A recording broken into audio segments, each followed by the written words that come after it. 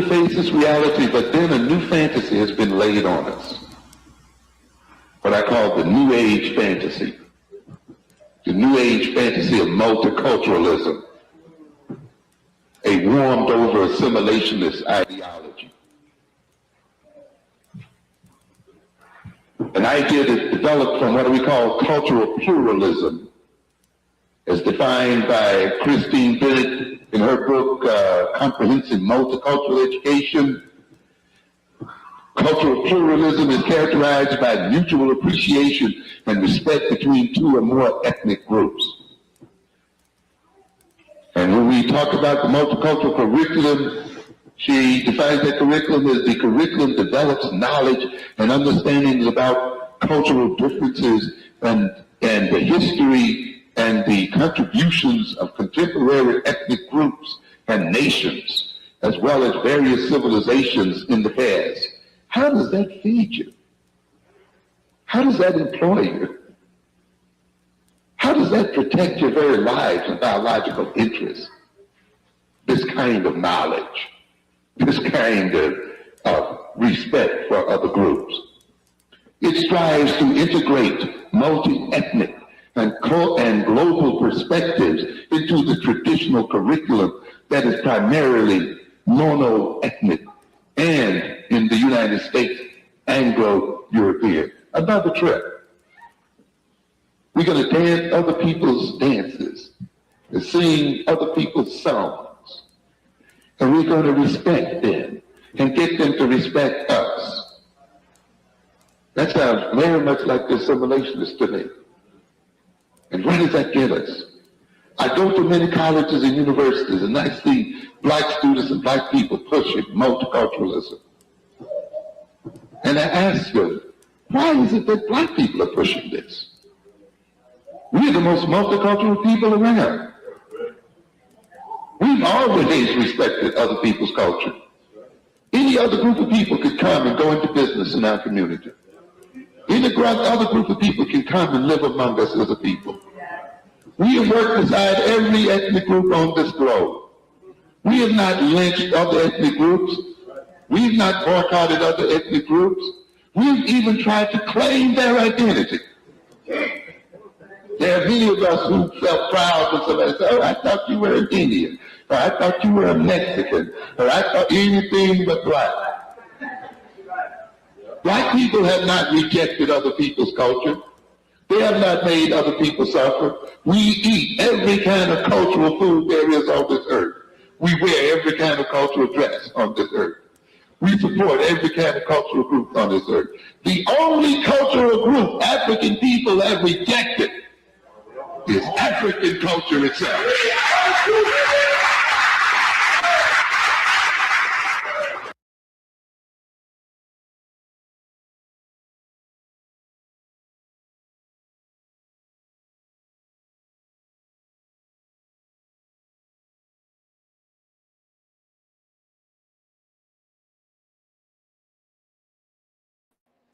What is good, my people? We are live back again with another live broadcast on the forecast.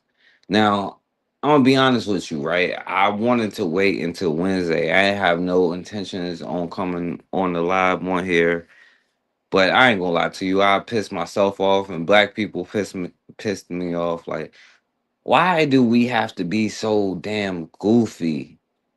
Why? I don't get it.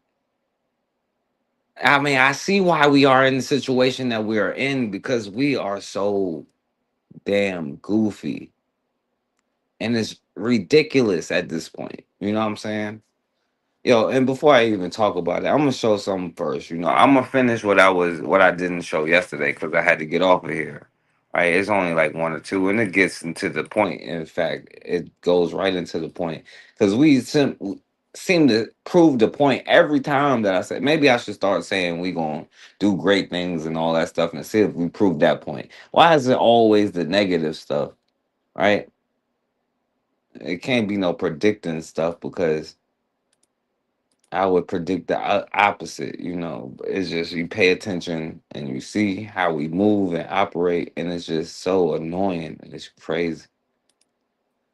Um, all right. Anyway, let me start by doing this right because the other day I did talk about the See, uh say glute. Let's get into this video. Indians or whatever. Damn. See, for some reason, every time I do this, I can't hear it. So I'm gonna stop it real quick, and I'm gonna get off of here, and I'm gonna come right back on. All right.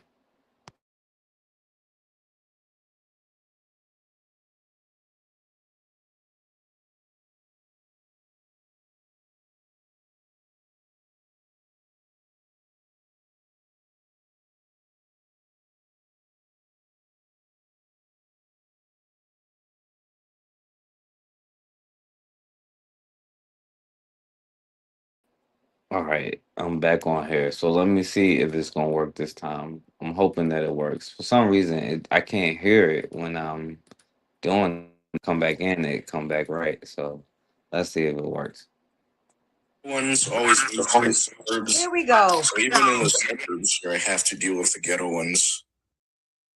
Now, I was like, yo, there's only 15 Indians left, right? So we try to give them a pat, but look how quickly the fifth out of the 15 of them, look how quickly they pop up. But for some reason, we think that we are part of everybody else's stuff, everybody else's culture. Like, it's crazy, right? The mentality that we have. Like the brother said at the beginning, we is everything but black. And we is everything better than everybody else except for black. And what other groups can do is take you and what you do and what you produce, your intellectual property, your physical labor, your yourself, your being, your entity, and use that for their own profits and still look at you as a monkey, quote unquote, right? Since that's what we saying these days today in this week. But anyway, let's keep it going. I don't even live in a bad area. It's just they always move around. Bro, that's 98% of them. 98. Only 2% of them are good. And those are the ones that like are halfway and raised by people that have Really? a good mind. You know, they just don't have a good mind, bro. I believe that they have the mark of the beast. That woolly hair What? is a type of fur that is on a beast. A beast is a four-legged animal. A woolly man. Now he stepped out of his casino, right, on his resort, right, and treating his elders from smallpox that they got from whatever blanket white boy that he's talking to say this about black people. Because for some reason, if we haven't understood by now that every other group got a problem, we are all we got, and we somehow just simply cannot grasp that for the life of us. I don't get it. Mammoth, an alpaca, a llama, An a alpaca sheep. and a lima is a That's the beast. mark of the beast, dude. Yeah, I mean, I hate dealing with them. Like, to be honest, Listen they to give me this. fatigue. Like, I wish Fatigue. I could live somewhere away from them because the thing is, they're always going to move everywhere. Listen, they had Listen it to him. like that, but because they don't take care of their stuff, their plumbing and their water. What? shit. We created So, toilets. From 1860 to 1960, they had 100 years to be free. They didn't take care of any of What? that shit, right? So people from the black community kept going into the white community. Oh, this stringy dog head Siberian husky got the nerve to sit up there and say black people got the mark of the beast because of our hair. Your hair is the type that has fucking lice. Don't you ever talk about black people, talking about, oh, they had 100 years to be free. We literally built toilets. The toilet that you sit on, the cell phone that you're using was created by us. The doorknob, the ambulance system. Well, I mean, Chief kiss white man ass, right? Thinks that everything that he got come from the European, right? Because one thing that we have not realized is that every other group will stab you in the back while you're out there protesting for some damn pipelines and all this other stuff because not the native right is right, not the Native Americans, not the Indians. We got to stand up. We stand up for every single group but ourselves, looking for some kind of, but really I get it. It's out of self-hatred, but it gets annoying sometimes because like the depths that we'll go to, like I don't know what we're trying to prove here, you know? Anyway, this was the other thing that I was gonna show the other day.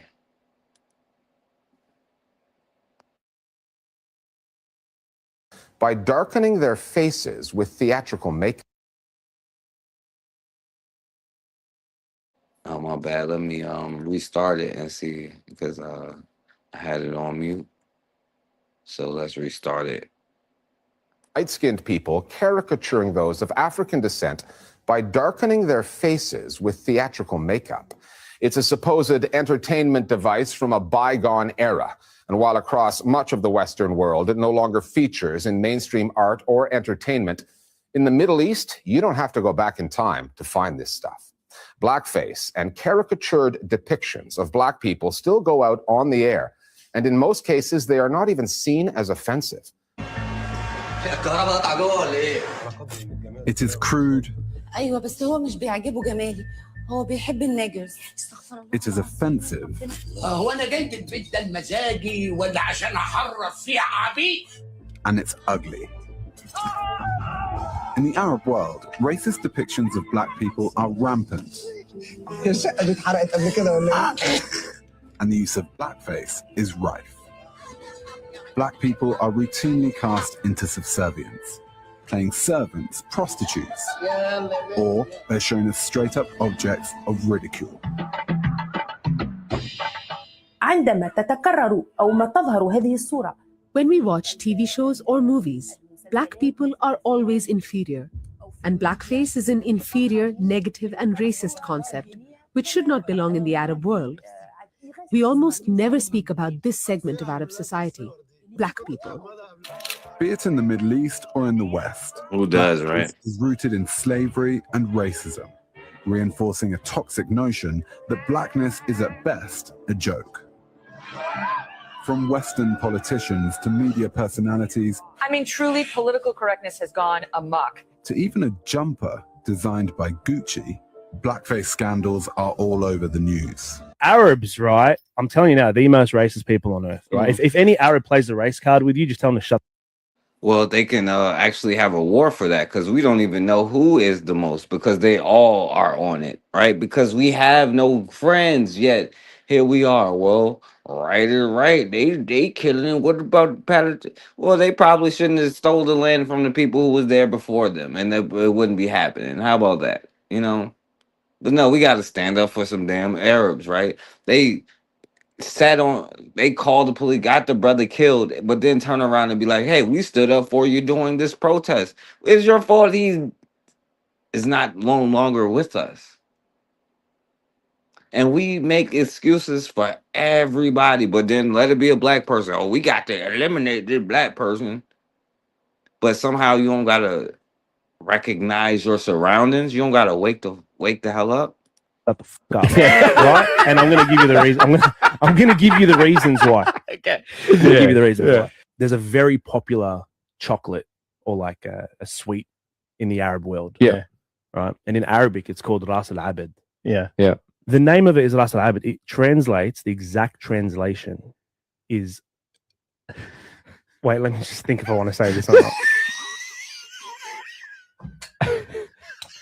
Oh, hang on. I think I've got it. There's a popular chocolate product in Lebanon called Ras al-Abid, meaning, oh my gosh. I just Googled it. What is it? Slave's head. Oh, Jesus. That's the actual translation. It's so bad. Oh, it has recently changed its name. Oh okay. Didn't they change Redskins to Red Rippers? Yeah. Not as bad as what we just said. Wow. Blackface. White or light-skinned people caricaturing those of African descent. Now let them tell it. Now, and the thing is, right, none of these groups would even exist if it wasn't for this love everybody attitude. Let's just put it like this. Love certain groups of people attitude especially. But all these other groups wouldn't even exist if we didn't have this love everybody but ourselves attitude in the first place. And the disrespect that you see from, like, this is a book that John, like, because it went deep, right? It just goes beyond just the Haitian Revolution when we talk about the mulatto class and stuff like that. And I want, you don't believe me? Go be friends with with a mulatto person, and I would even say even the ones who be like, no, I'm black as hell. You know what I'm saying? I read Dr. Sebi book. You know, I know who Khalid Muhammad is, and listen to, especially if they're older, the certain level of anti-blackness that's going to spew. Now imagine when you get a culture of them, all of them put together, right? And they start making their own stuff, right? And maybe I should have put this one first because this is important for what we're going to talk about, right? But this is a Black History thing because we're going to keep forward with the Black History thing soon. But I shouldn't even be on here. But I was, like I said, I just got pissed off, you know. But this is something before I talk about what really kind of got me on here right now. Welcome back to ABC News Live. First, we are celebrating Black History Month by honoring the legacy between Black Americans and cowboy culture. The Connecticut group Ebony Horsewomen Incorporated is educating kids about that often overlooked part of history while also training the next generation of Black equestrians. And now the group's founder has opened the Mary Fields Horse and Heritage Museum in Hartford. And Ebony Horsewomen Inc. founder Patricia E. Kelly is here with more on that. Hi, Patricia. Happy Black History Month to you, and thanks so much for coming on. Thank you. Good morning. It's my pleasure. So the Mary Fields Horse and Heritage Museum is named after Stagecoach Mary, who's a legendary figure in Western history. Why this name? What do you want people to learn about her story and the history of Black equestrians in general? Right. Well, she was an incredible woman. I feel connected to her in a lot of different ways because of course, of the culture of, naturally, but also that she was a woman who was very much alone, unfortunately. She had no parents, well, of course she had parents, but disconnected from parents, disconnected from siblings. She had no children. She was in the world alone. But yet she did incredible things. As you know, that she was hired by the U.S. Postal Service to deliver mail in Montana, something that the men couldn't do, which was quite amazing. So she was a woman not to be forgotten. So we're so happy that we were able to bring this museum about in her honor. And not only that, the Cowgirl Hall of Fame Museum and Hall of Fame in Fort Worth, Texas, also inducted her into their museum.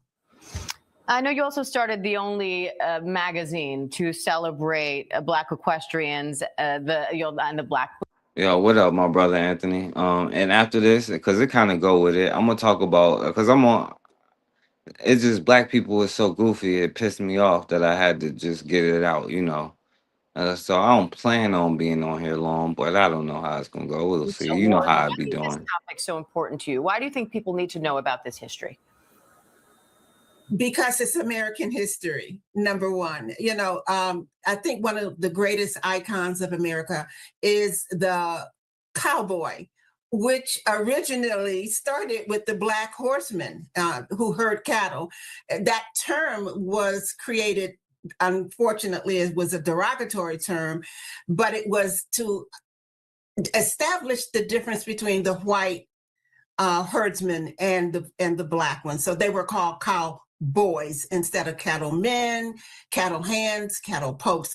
This history is at the beginning of the development of America. And now that we're celebrating our 250th year, it's incredibly important that our children know who, what, and how it all started. And it started, most of it, with the development of, bringing cattle across the country for feeding, but it was done by mostly Black equestrians, Black cowboys, as it was. And so coming forward, the Black equestrian is found in every discipline of equestrianism, and that needs to be celebrated, needs to be known, needs to be taught, needs to be celebrated, not just in Black History Month, but because it's American history, it needs to be taught all the time. You say this also transfers to life skills. How? Oh, very much so. So I always say that horses make humans more humans. So the practice of empathy to understand the lifespan of other. Oh, please. If black people need practice, it is not in empathy. My goodness. Unless it's self empathy, it's empathy for yourself. We can find it for everything, right? Like how white bitches can find empathy for spiders and, like wolves and, wild animals before they can for you. We can find it for the same wild animals, right? Before we find it for ourselves. So the last lesson that we need is some damn empathy. Maybe we should be growing up on farms to learn how to take out a damn pig or something, like my brother Bakari had mentioned a while ago, or learning how to take out a chicken or something, so you can understand how to do it. I had my opportunity when I was young and nobody forced me to do it and I didn't do it, and I wish that now as a grown man, now I wish I did do it. But the last thing we need is empathy lessons, I think. Living beings on earth. And not only that, the horse is so intuitive to create a bond with the children or anybody that they begin to understand, And you know what? Anyway, let's go to shouts out to the black cow men that was out there back in the day who do what they had to do.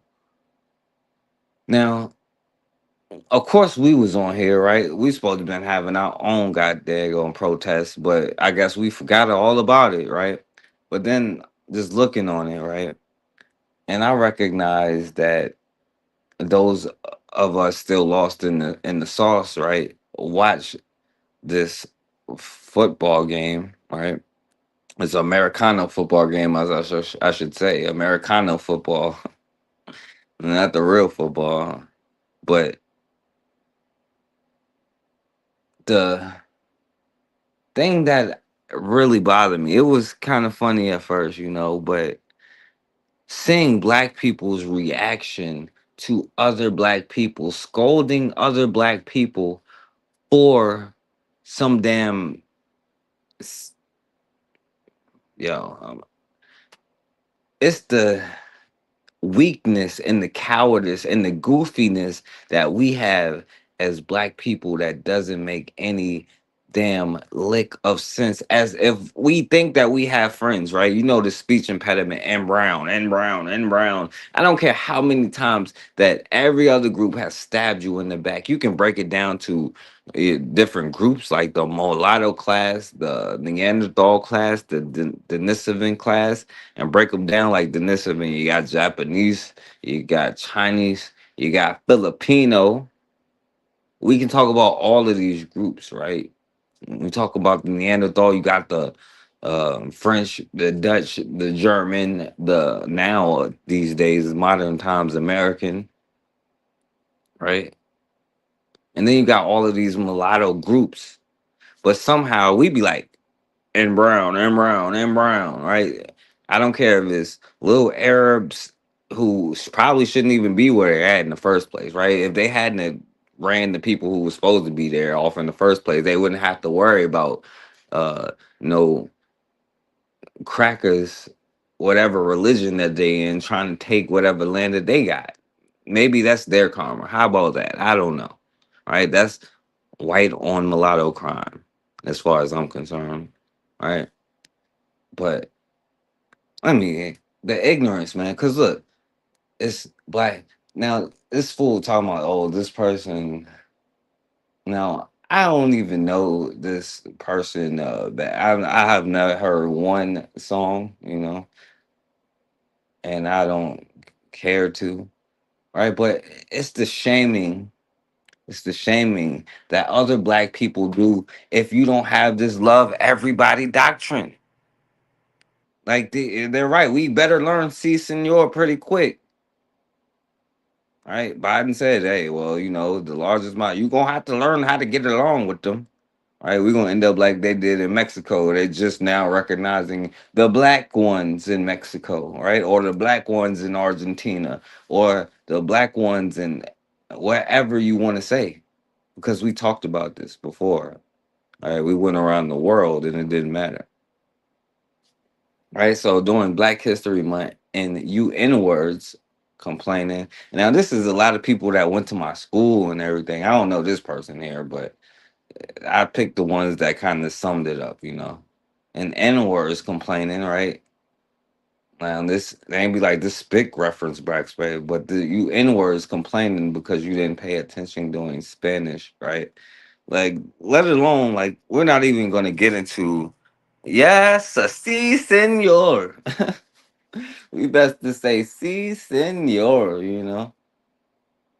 And look at this person here, right? Now I've been trolling, I've been using it for this is my bad habit, all right. I like to troll them a lot of times. So I've been trolling the Spanish fools all day. I'm gonna be real with you. But this is what I've been hearing all the time. Now you Negroes can celebrate tacos and tequila, right? Just fine, right? You can go to Cancun and all of these other places, right? You're going across the border. You've been saying "si, senor." Now let's not forget of the cartel kidnapping black people when they go over there, and the black men getting set up when they go over there, and the black women getting killed when they go over there. We're gonna ignore all of that, you know. But you put a Latin artist on the stage, right? On who?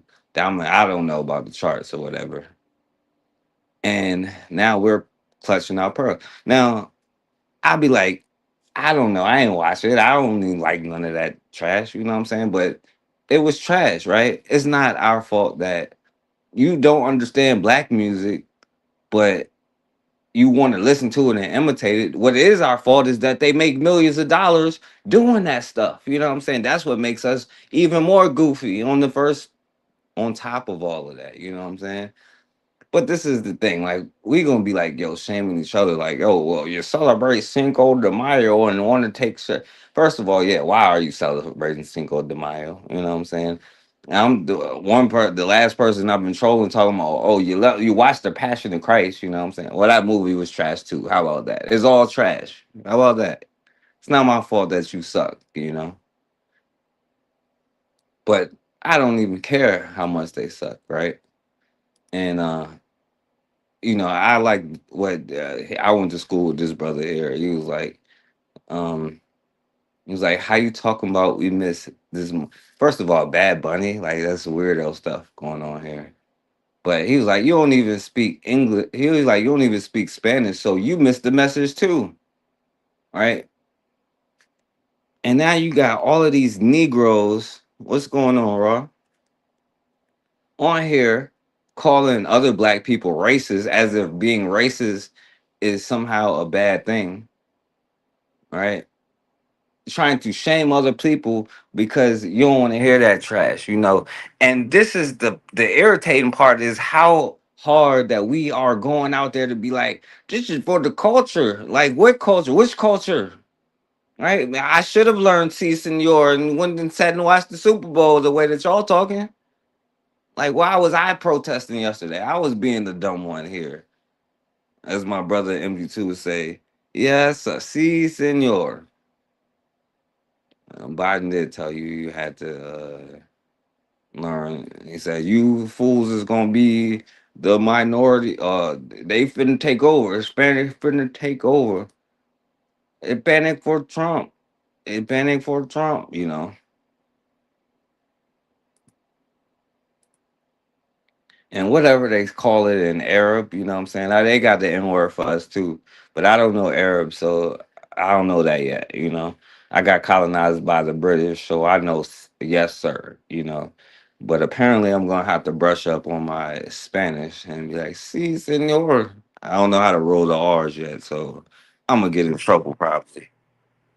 But here you have these silly N words here, and N words I mean Negroes. To the Super Bowl. And I'm so disappointed at how black people are responding, given that we needed moments like those. We understand what needing a moment and having a moment feels like. So when another minority community has a moment, why are we not celebrating that? Why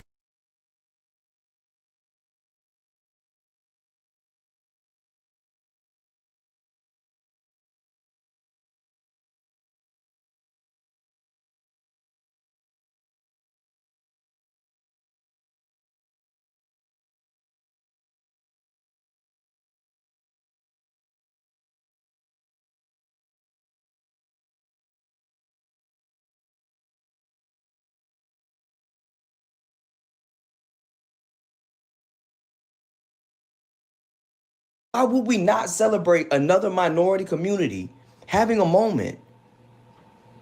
It just feels hella selfish. Hey, I was muted. My bad. I was saying shouts out to Matron who was in the building. And I was saying, you know, this is the issue, right? It's not even they can do what they want to do with their Super Bowl, their games, you know what I'm saying? Like this the dude being a slave owner and spitting on the dude in the picture right before the game wasn't enough. Had to go to my family house and they be like, it's a shame the dude who I love the Cowboys and he on the picture spitting on the people trying to integrate with them and go to their school. And I was for integration, right? I should have been. No, I ain't gonna say that, right? Because I would say in the spirit of my brother MD2, I'd be like, y'all should have been spitting on the black people, the parents, I should say. But I ain't gonna say that. That's messed up. You know what I'm saying? That's too far. But here you have black people that don't understand, right? And I'm gonna put it in simple terms, right? The fact that we don't understand what Code 999 means, I didn't know what it meant either. But is why we're slaves to this very day, you know. But it's the fact that black people is gonna go in on other black people because they want to hear that trash. You know what I'm saying? It was trash. If it was trash, it's trash. What do you want me to do? Having a moment. It just feels hella selfish. A lot of you guys' perspective on the world is very small. selfish. You don't realize it's 20,000 different perspectives around you. Right. You don't even know how to say si senor. All you know is yes, you don't know si senor. Right. I can't tell you what it is in Russian. I can't tell you what it is in Arab talk and Palestinian talk. I can't. All I can tell you is yes, sir. My perspective is super small. You know, all I know is yes, sir. The Super Bowl is not just for black people. We've had Usher. We got Rihanna. We got Kendrick Lamar last year. And when Kendrick Lamar was doing all that stuff about America, you know what white people were saying? Oh, I don't understand that. That was just, and we was defending that. Why? Yeah, that's a good question. Why in the hell did you even care? Now we don't have anything. We have the Super Bowl ain't just for us. It might not be for us at all. Obviously, right? It might be for the billionaires who make billions of dollars on the Super Bowl. You know what I'm saying? And you watching for commercials in the halftime show. It might be for them. You know. But why are you defending your culture to other people? That's a good question. Maybe you should learn how to be racist in the first place. You know what I'm saying? Maybe you should be like, yo, that was trash. I don't even. And matter of fact, you be in my way all the time. And then I'll be like, yo, let me hire them. But you have terrible work. You do a terrible job. I mean, that's just the truth, you know? Putting on. So, if anything, it'd be like, no hablo. That moment. And for y'all to get up here and diss Bad Bunny and diss the whole Super Bowl because you don't know Spanish is fake to me. I feel like I'm sorry. Minority to minority, struggle to struggle. Hispanics and black people are very similar in a lot of ways. Well, white bitches is minority too. Are you similar to them too? You would say yes, probably. So never mind. Scratch that. Never mind. Not saying we're the same. Not saying we went through the same things. Oh. But we're very similar. Very. And it's just like y'all, like like when black and brown struggled for the independence of Mexico, like the first black Mexican president that led them to independence, they kicked him out the country because he was black and had him killed and stuff like that. You know what I'm saying? Very similar. Creating this whole divide, like, oh, I don't understand that. That's like we're acting like white people. We're acting like the white people when black people get up on stage and do something and white people respond that way. We're responding the same way when Bad Bunny did this thing. We're responding the same way the white people respond to us. All right, so name one lyric that he said. Repeat one thing that he said in the first place. Like that's what I thought. Black people are really claiming Super Bowl like this isn't American football. Nigga, this ain't for you. You really the Super Bowl ain't for us. Yeah, football is soccer, y'all. Y'all have adopted this mindset like the Super Bowl is for black people. It's not. Do you know the That's true. people that own the Super Bowl, the NFL? None of them are black. Yeah, I thought we said like that was enough for me to protest when I seen with the white girl, the white Democrat girl taking a knee. I was inspired. That's why I stopped watching football when I seen what's the white bitch name that took a knee, you know what I'm saying, who was the politician. And that's what made me stop. I thought that would be enough. The white bitch didn't took a knee for police brutality. That wasn't enough for Negroes. Slavery wasn't enough, but I surely thought a white bitch taking a knee would have been enough for us. It was enough for me. Lord have mercy. Do this for money. They don't care. I didn't understand a single word. I didn't understand a single goddamn word. You better learn that I didn't senor. understand the goddamn thing he was saying. Rang out.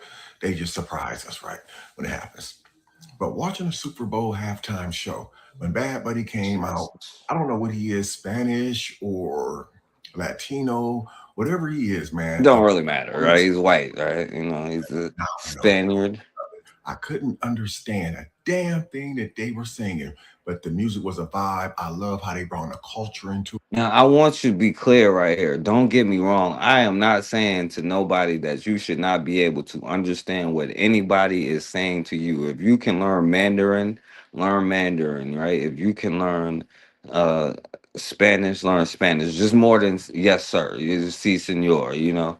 If you can learn Russian, then learn Russian. And nobody is saying, you always want to be aware of what people is saying around you. Right, but the ignorance to know that you don't even probably like it, but to be like, oh well, black and brown is a sort of kind of retardation that we got, and it's kind of pissing me off because it's like damn near all the people that I went to school with, I'll be like, damn, why are we slave? Then I look at everybody that I went to school with. Oh, you best to like this now, or you best to learn si senor. Like what the hell? Yo, we retards, yo. Do it, man, with them in the fields and coming from off the telephone power poles, the electric poles or whatever. And what I really loved the most was the flags that they held up during part of the halftime show with all the countries, man. Now, the reason why I'm saying Name the country when you say it. halftime show with Bad Bunny was a freaking slap in the face to Donald Trump and There you all go. those freaking ICE agents, man. Global creativity, queer. Hey, listen, hey, Holmes, hey, it was very good, you know. National, all the way from Puerto Rico. They listening to us. Looking for some Hey. And by the way, right, Puerto Rico is a place. There's black people in Puerto Rico. There is white people in Puerto Rico, and there is mulattoes in Puerto Rico. And what we think about when we say Puerto Rican is the mulatto class. But as I say it, you know what I'm saying? And maybe that'll be the next one, right? John Henry Clark. And by the way, if Matron is still listening, I think that you should definitely put your information that you have and preserve it somehow for the next generation to pass down to like the younger people in your family. So like whatever you feel is important information, I think that you should definitely write it down and keep, even if it's like your thoughts and stuff like that, and like keep it as a way to pass it down to like the younger people in your family. You know what I'm saying? And like, of course, give other people access to it. Like I would like access to it, but and like my younger generation, but just for that moment, because if we don't learn that history that you talk about, that my brother Anthony talks about, that my brother MG2 talks about, that a lot of us talk about, if we don't know that, then we make the same mistakes over and over and don't realize that we ran out of places in the back to get stabbed. You know what I'm saying? So I don't know where they're stabbing us at, but it's just sickening to me that the mindset that we are having at this moment. Bad Buddy is got crazy. a bad form. Hey, look, let me tell you this right now, man. Y'all niggas are embarrassing. I mean, this ain't to no other group. This is to us. Melanated people, black people, all over the world, but specifically right here in America. You've been magnetized. You know how they say, if you turn Muslim, you've been radicalized and all this other bullshit. Well, you've been magnetized. You turn on the TV, you see somebody that got the same struggles, that's got the same mission to represent their people, to talk for their people, to stand up for their people. What that got to do with you? What the hell does that got to do with you? Now, one thing, or a couple of things actually, that you can learn from your enemy, right? Number one, right, is basically the art of, y'all would say is racism, right? But it's the art of being able to preserve your own foundation. I don't want my nephew got to come up and, or if I ever have a son, to come up in somebody else's system. You know what I'm saying? You want a system designed to lift you and the people that look like you up. You know what I'm saying? And not have to fight so hard to go against the grain to be accepted and to get them to where I am a man shirt. You know what I'm saying? And number two, if you are American anything, one thing that America does is spend the most money on self-defense, more money than anybody on weaponry. You know what I'm saying? That is one thing that they do. If we take anything from America, that is it, to learn how to defend yourself. Right? They create weapons, bombs, all sorts of stuff. You definitely need to know when they call you change your, what does that mean? That is one thing most definitely that is important. You know what I'm saying? Is the art of self-defense. America spends more money on self-defense than all the other nations combined, right? So if you want to call yourself American anything, then that itself is an American institution, right? Is nuclear bombs, you know what I'm saying? It's people standing in courtrooms with pistols, you know what I'm saying? That's what make you bow down. Somebody standing over you with a pistol. If I be like Malcolm X, they ain't gonna do nothing but shoot me in the face now, like they did Malcolm. What are they gonna do? They burnt down the cities, but not even reading the actual truth about, right, how many cities that they could not burn down because black men was standing up ready to fight, you know what I'm saying, who were armed, right, who took Ida B. Wells' advice. There's a shotgun in every home of a black person, you know what I'm saying? You know, shouts out to Maurice Muhammad in the building. I appreciate you coming through, my brother. Much love, much love. Anyway, let's listen to this brother finish saying how embarrassing. This racist ass cracker president and the rest of his constituents got you feeling like it's your duty and your job, and like it's funny to tell a bunch of racist ass. As a side note to anybody in the chat or later on, name the president that was not racist. Jokes. Y'all calling these motherfuckers wetbacks and spicks and what's this shit? I don't understand this shit. Da, da, da, da. Well, what you think they feel when Snoop Dogg up there throwing up signs and Crip walking somebody dropping like it's high? What you think when Usher up there skating around and waiting for, you know, doing songs and shit, somebody 7 o'clock on the dot? You think they grew up giving a fuck about 7 o'clock on the dot? They did not. First of all, what is he talking about? They did Second not. of all, yeah, they was But still, they come in the country. My brother Muhammad says America says peace through strength, but they got it from the Quran. Now, that is what it is, you know what I'm saying? Like the top lion who's in the pack, you know what I'm saying, gets challenged by the younger lion. But if the younger lion can't beat him, then he has to leave. You know what I'm saying? And that lion is the head of that particular pack. You know what I'm saying? That's just how anything in nature works. You know what I'm saying? Something that kills you, then that ends that. You know what I'm saying? Now, if me and any one of y'all got a problem over this river here, because this river gives us water, you know what I'm saying, and is a running river, so it helps us produce electricity. And we think like a European, right? Since we have been thinking like Europeans, like, oh, I own this river, right? And you say, no, I own this river.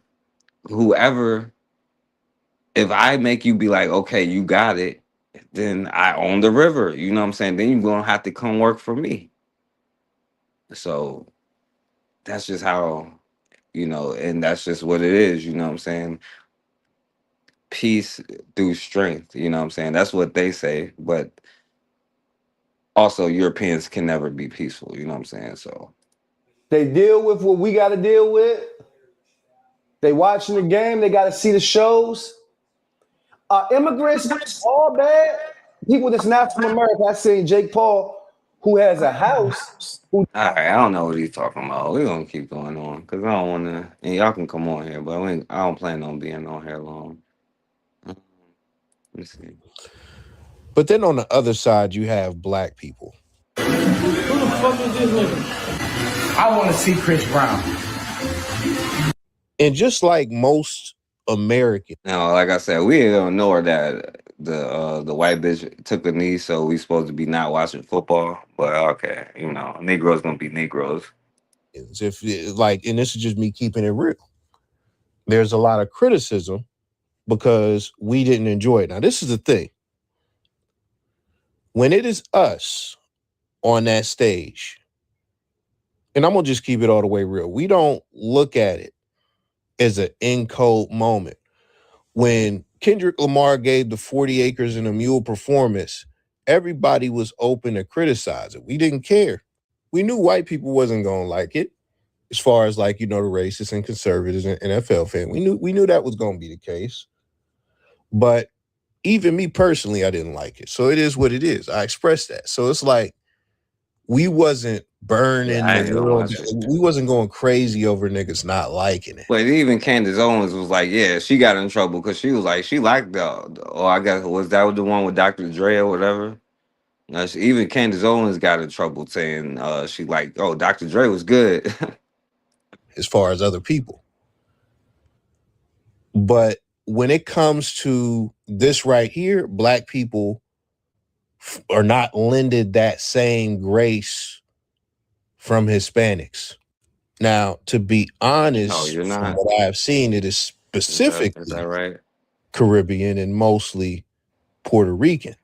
Now, the difference between this and the Kendrick Lamar Super Bowl, I've seen Hispanic people saying it made them cry. Like, they are very passionate about it. And this is the thing. Like, people say, oh, man, you see what's going on right now?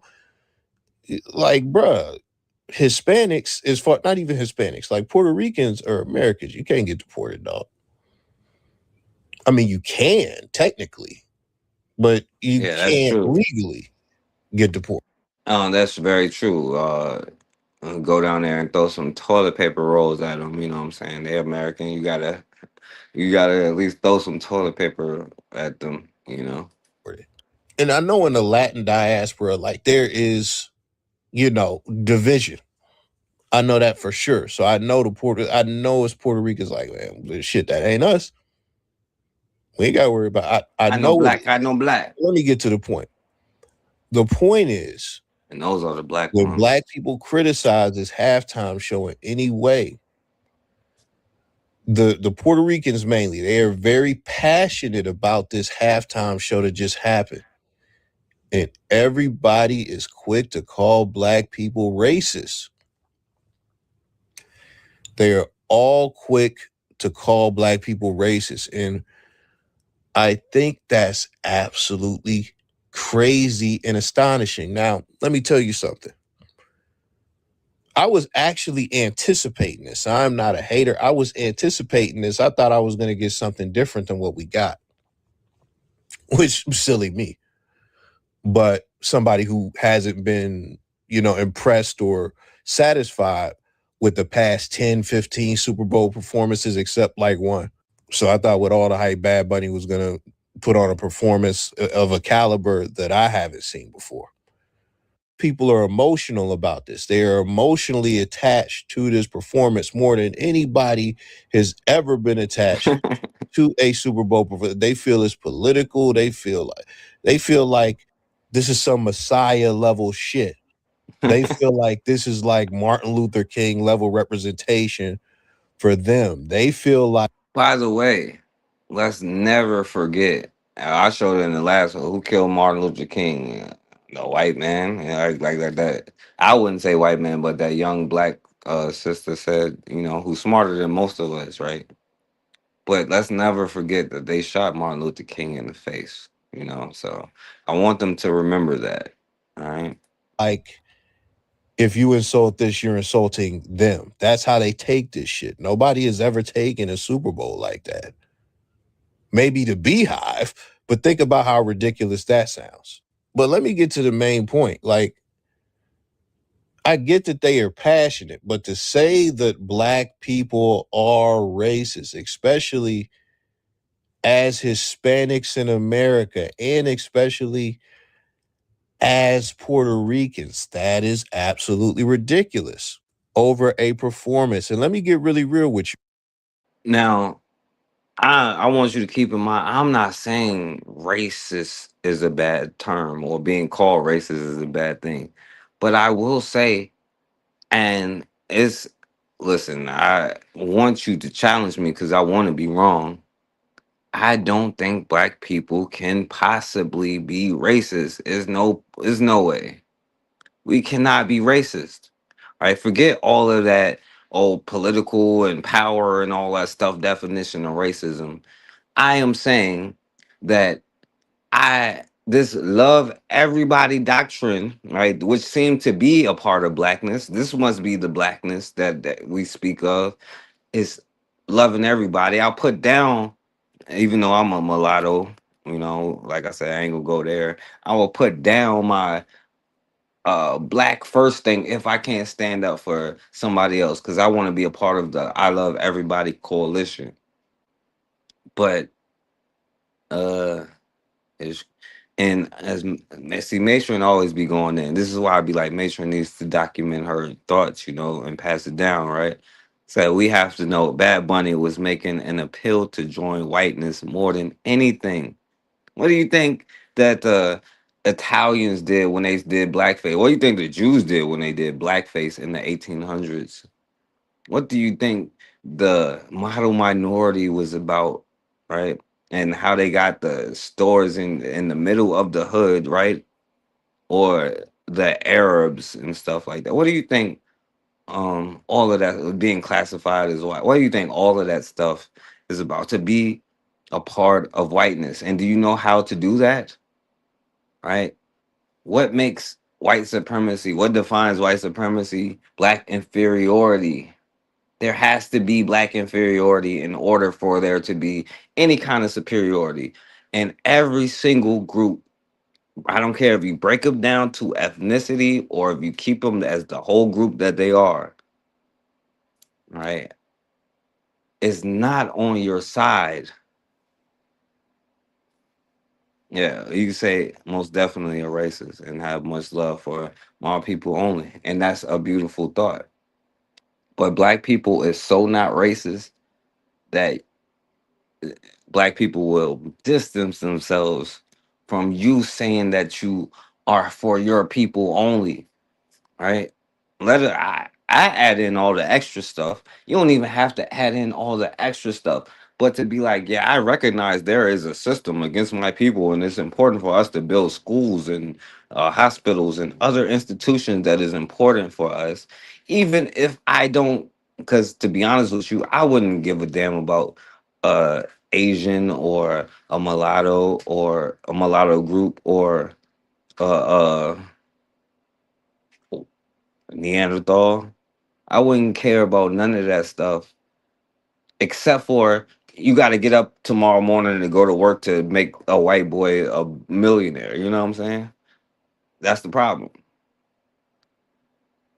And not in a negative sense. We can't be, well, we have to be racist in every sense. We have to be, but we cannot be, because through what y'all call scriptures, right? Or what we call humanity, or what we just call, I don't know what anti-blackness is what I call it. We have to have some kind of friendship. We have to have some kind of savior. It has to be like the speech impediment, black and brown, black and Asian, black and this. Whatever group is going through whatever, is black in that group. Black and white bitches. You know what I'm saying? Feminism is that black and white, is that a woman thing, right? Or is it only a targeted towards one group of people to break up this family and this unity? That was the most important thing that we had moving forward, that got us out of whatever situation that we was in. It was never no other savior, because what they won't tell you about places like Black Wall Street is that it was black men protecting that city, to the point where, first of all, they ain't let the brother get lynched who was accused in the first place, because like 80 black men with shotguns walked up to there and was like, yo, you not lynching them. And they couldn't do nothing about it. And when they tried to attack the city, it was trained brothers who set up barricades, who defended the city for hours and helped hundreds of people get out of the city alive. We don't talk about the hundreds and hundreds of people that they saved. You know what I'm saying? We only look at the negative side of it, because that's why they had to use airplanes, because they could not beat you straight up. And we don't understand that, you know.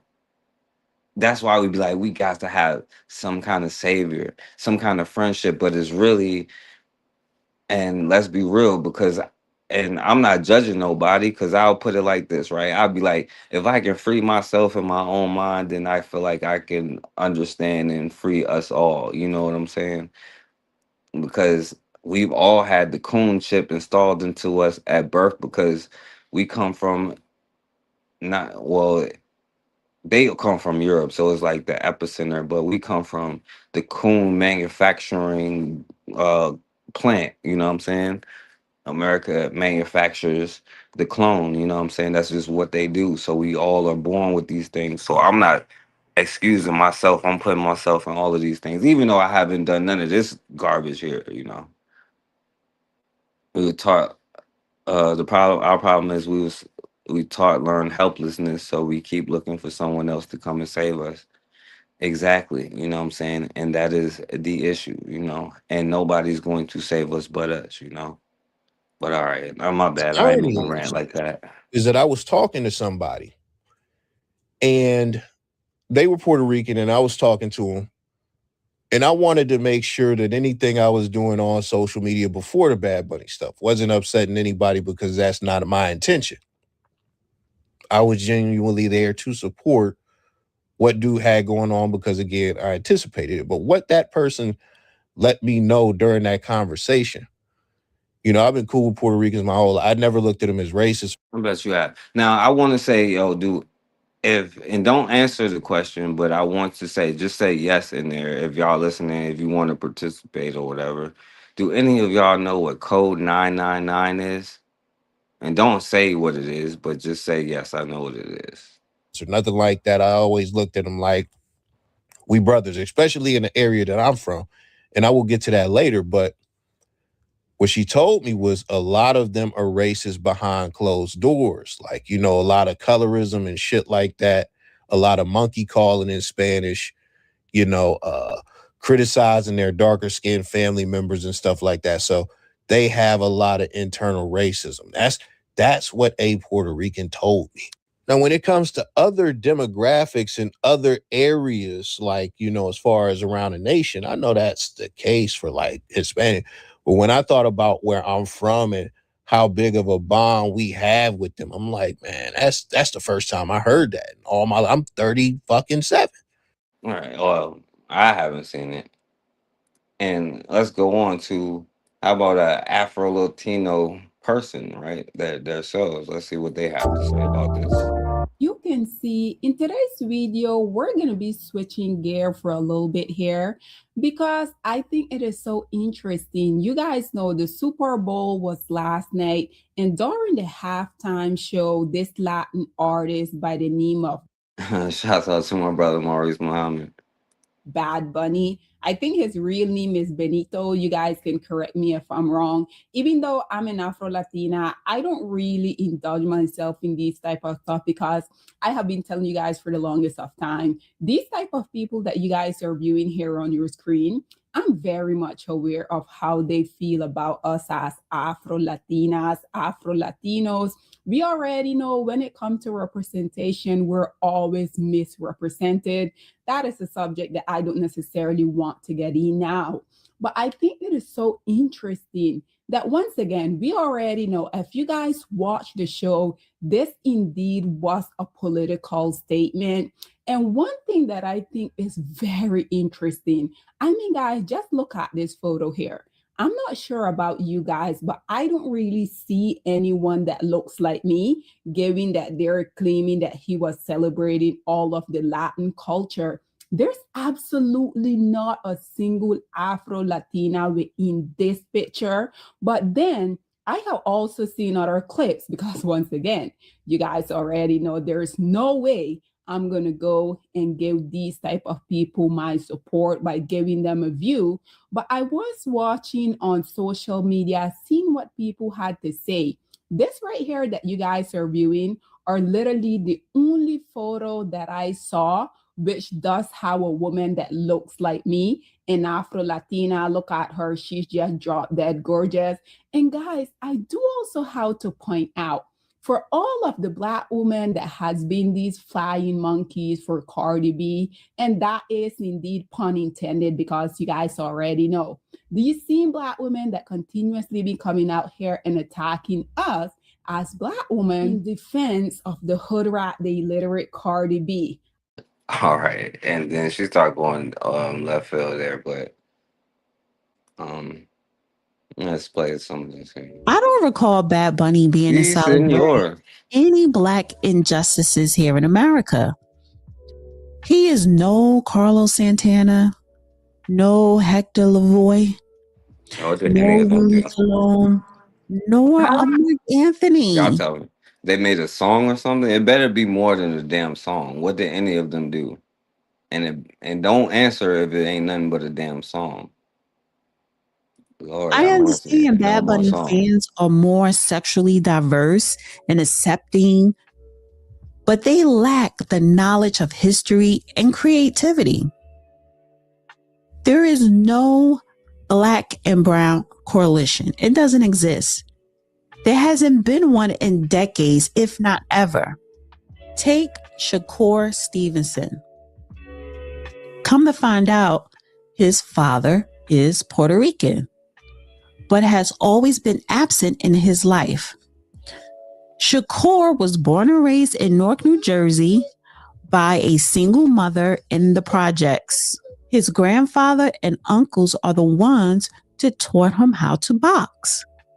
He lived his whole life as a foundational Black American.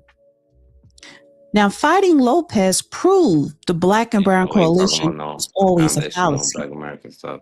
And when Shakur beat him half to death, now all of a sudden the Puerto Ricans and the Hispanics want to claim him. No doubt, man. Listen, it was a beautiful weekend of boxing. Absolutely. Era carved its signature into the canvas. Shakur Stevenson, the Puerto Rican maestro. Black Americans, we have our shortcomings. Yes, we do. But we never forget those who disassociated, used us, tethered on us, and betrayed us. And when we say, hey, man, shout out to the Mexican use for Black people, Mayate. This is why I kept playing it And for if this you're part, not for Yes. that other part. This video is a very interesting one. It's this dude, it's a very short video. It's a dude who actually disguised himself as a Black person so that he could avoid ICE. Think I might disguise, homie. I'm a Mayate now, fool. Yeah. And he's really happy about it because he goes, look at me, man, I'm a Mayate. That's like a derogatory word that Mexican use for Black people, Mayate, like, you know. And if you're a Mexican here and you tell me I'm wrong, you're lying. Man, Mayate, I'm a Mayate, I'm a Mayate now, fool. See, that's what he's saying. Even within what he's saying, he's still saying the word He could have said, hey, I'm a black person, man, negro hombre or something. He says, I'm a mayate. Even within him trying to survive by using black culture, he still insults it by saying, I'm a mayate. Yo, I'm a mayate. Yeah. Well, it's really funny because I hope they catch you for this video you just made. Yeah, I hope they do him like they had to do it to Philando Castile. You want to be like a black person. All right, that's what happened to that brother. All right. And I wonder if you wanted to be like one then. Anyway, y'all. Let's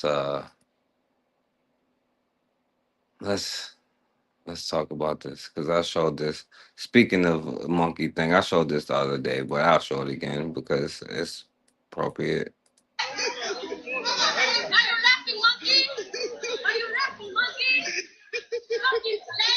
Now, to be fair, monkeys learn their lesson or whatever. You know what I'm saying? I don't think that if like somebody punches a monkey in the face every day, I don't think the monkey will try to be his friend. You know what I'm saying? So we're not going to insult the intelligence of monkeys here, right? And this is no kind of like way like that, but I will have to say is only one group of living entities like bacteria, everything included, that will still try to be friends with the thing that kills it all the time. And the other things that help it kill it, we try to be friends with that. And we say love can conquer all, right? Because a million different reasons.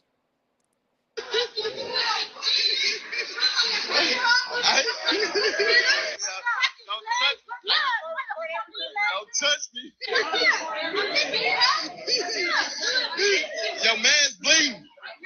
Your man's bleeding. Your man's bleeding. Your man's bleeding.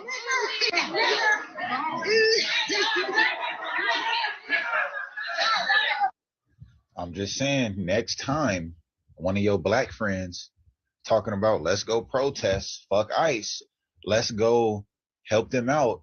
You might Okay. I played that last time, so just so y'all be feeling, you know. How Black Americans are choosing to opt out of being on the front lines against everything that's going on with this stuff that's outside that starts with I. White and non-white people alike have felt comfortable coming to the internet to say that Black people should not be sitting out of it on this one. And I want you guys to really think about what you're saying, because Black people have never had the option to opt out, and they are not really opting out now. They're just choosing not to be on the front lines because when they're on the front lines, only more brutality comes after that, and people die and nothing changes, and they've been fighting forever. If you really fucking think about it, Black people have never stopped being. Now, remember at the beginning, Amos was be like, now they get it, right? When it comes on to them, now they get it. Now everybody wants to be multicultural.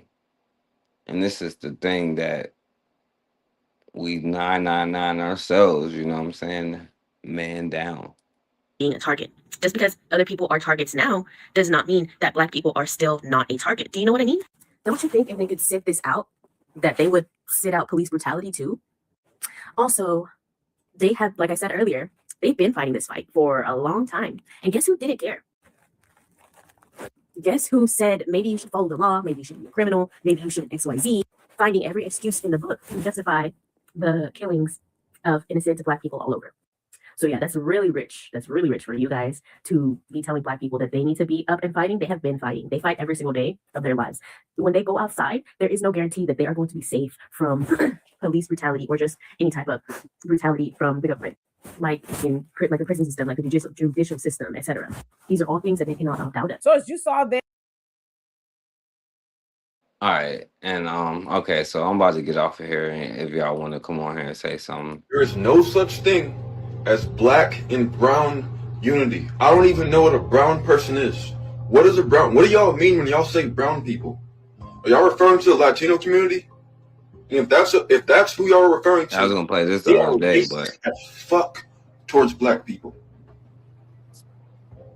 They hate Black people more than white people do. I don't know. Black people need to understand that we have no allies whatsoever. Y'all have to stop with this Black and brown people shit. Why do they love grouping Black and brown people together? What the fuck is a brown person? I'm brown. What is that? It's just black people versus everyone else in the world. There's no race that likes black people. Nobody likes you. Nobody likes you. See, man. So sick and tired of this. Y'all keep pretending like there's some kumbaya. Oh, all the minorities are like, no. No one likes us. And that's why I don't like. That's why I don't like them saying the N-word. I don't know who gave them the nigga pass, but they don't deserve that either. And I will say this: I don't know what minority means because white bitches are the biggest group in America and the largest voting bloc, and they're called minority. So I don't know the definition of minority. And Matron says, facts, there is no such thing as black and brown unity. The brown people want to improve their race by breeding out blackness. La Majora La Raza, however you say it. I'm not good on it. I haven't learned Si Senor yet, so you know I haven't learned Majora La Raza. But I remember the Mexican boy came on here and what he had to say.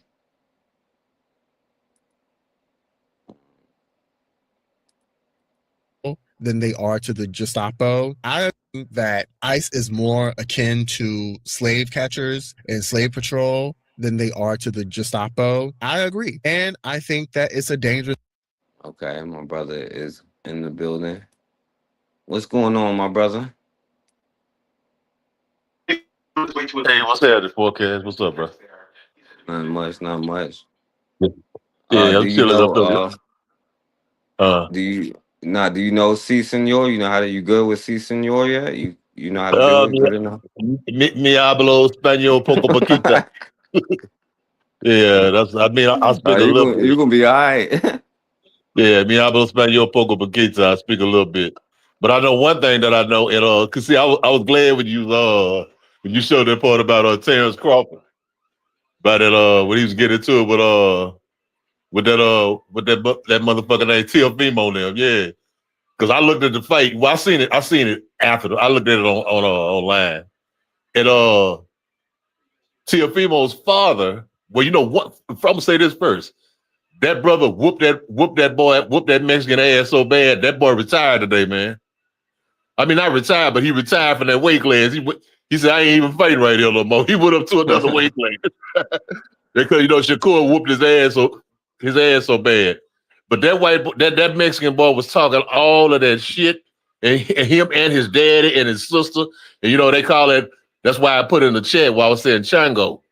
I said, when you somebody learn how to speak Spanish, I said, well, you definitely need to learn so you can know what they're saying around you. I don't know. You remember a couple of years ago when this brother, Afro-Cuban brother, walked in the store and the white Cubans in there talking shit, and they were speaking in Spanish, but they thought he was just like a regular Black American brother, who didn't know Spanish. But he heard everything they said, and he started talking to them in Spanish. He said, "I know what you were saying." So I'm saying, yeah. And so I'm relating that to that, and I'm saying like, okay, they didn't think that Crawford knew that word. See, Teofimo's daddy called Crawford a chongo. You see, I know that a chongo means a monkey. You know what I'm saying? Chongo means monkey. No, that monkey stuff. Yeah, that's their word in that's the Spanish word for like basically like when they instead of calling you a nigga, they call you a monkey, call you a chongo. You know what I'm saying? That's what chongo means. It means a monkey. But yeah, I mean, and I used to work on a job with some Mexican guys, man. They were pretty cool, man. They was Indians though. They weren't like the white Mexicans, but they was Indians, But and I was chopping it up with them, and they said, yeah, man, like they were saying, yeah, like in our culture, in Mexican culture, it's very racist against black people. And I'm hearing this from them. You know what I'm saying? They were like kicking with me, said, man, yeah, we cool and everything. We can talk, but I ain't gonna lie, because like some of the guys will stand office for me and they want to fuck with me. And I was just like, okay, And so they would tell me, like some of those guys kind of racist because you saying like you're a Mexican coach, black people like at the bottom and shit, it's an anti-blackness thing in Mexico. Even though a lot of motherfuckers might have a black person in their family. But they like stay away. It's the same racial type thing that it is here. You know, you better not, you don't marry no niggas. You know what I'm saying? You stay. You know, they stay over there. You stay over here. It's the same thing. You know, that culture is very racist, though, man. You know, that come from, you know, Spanish colonialism, and then, you know, they had a racial caste system, you know, with the white Spaniards on top, then the mixed race, the Spaniard and Indian, what they call them a mestizo, and then after that, you know, you got the Indian and you got the mulatto, and then the black. You know what I'm saying? It's a hierarchy. But yeah, man, you know, that shit, it's, you know, I mean, it's just really, to me, it's just white behavior. You know what I'm saying? They want to be white, and most of them call themselves white. You know, to me, they just white, just like it, like Anglo-Saxon. You know what I'm saying? It's the mentality anyway. Yeah, and that's the thing. Like, we all know that the Neanderthal white boy is not going to accept them or whatever. But then you have like the Mexican, like the Fuentes boy, right, who try to fit in, right? Or then you have the Asian one that try to fit in, right? But we know what'll happen to them, right? But it's like you said, though, you know, from our perspective, that is just who they are, you know what I'm saying? And that's their culture, right? They practice that culture. And they want to be a part of the gringo. And the interesting thing is the Spaniards wouldn't accept them if they went back to Spain. They'd be like, oh, you's brown, you know what I'm saying? And then the ones in Britain wouldn't accept the Spaniards. And then the ones, you know what I'm saying, from the Caucasus Mountains themselves don't accept none of them, you know? So that's European white on white crime type stuff, you know? And the problem, though, my brother, here we have Negroes scolding each other because we don't accept mulatto culture, because we don't accept whatever other culture, right? And like you shouted out the young sister, I haven't seen no other black person mention the young sister, Coco Jones, that's her name, wearing the red, black, and green thing, you know. And Whitney Houston wore the red, black, and green thing. And they ain't even gonna talk about past performances. Like you got people like Michael Jackson and all that stuff, you know, for them to be like, this is the greatest one ever, right? But we remember what happened to Martin Luther King, of course. But the whole point is that we are scolding each other, and we are looking so goofy that it doesn't make any sense to me at all. I don't know. What you want to say something, my brother? Yeah, man. I mean, that was the second thing I wanted to say too, man. You know, you took the words out of my mouth. I'm like, just the very idea. And I'm not talking about me and you and people on the channel now. I mean, but just the idea that Negroes is out here discussing this Super Bowl shit.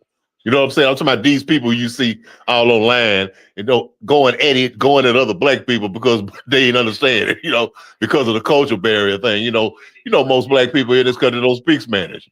You know what I'm saying? And, you know, it gonna have a hard time understanding that shit. You know how it is. But like, but yeah, you know, these people of color, they another struggling minority group of people, like you said. You know what I'm saying? And how we should just like embrace this shit. You know, and going against each other over this dumbass shit. I mean, you know, hey, I ain't had nothing to do forecast. I was chilling. My girl gone. So yeah, I looked at some of the shit. Yeah, I thought the halftime show was garbage.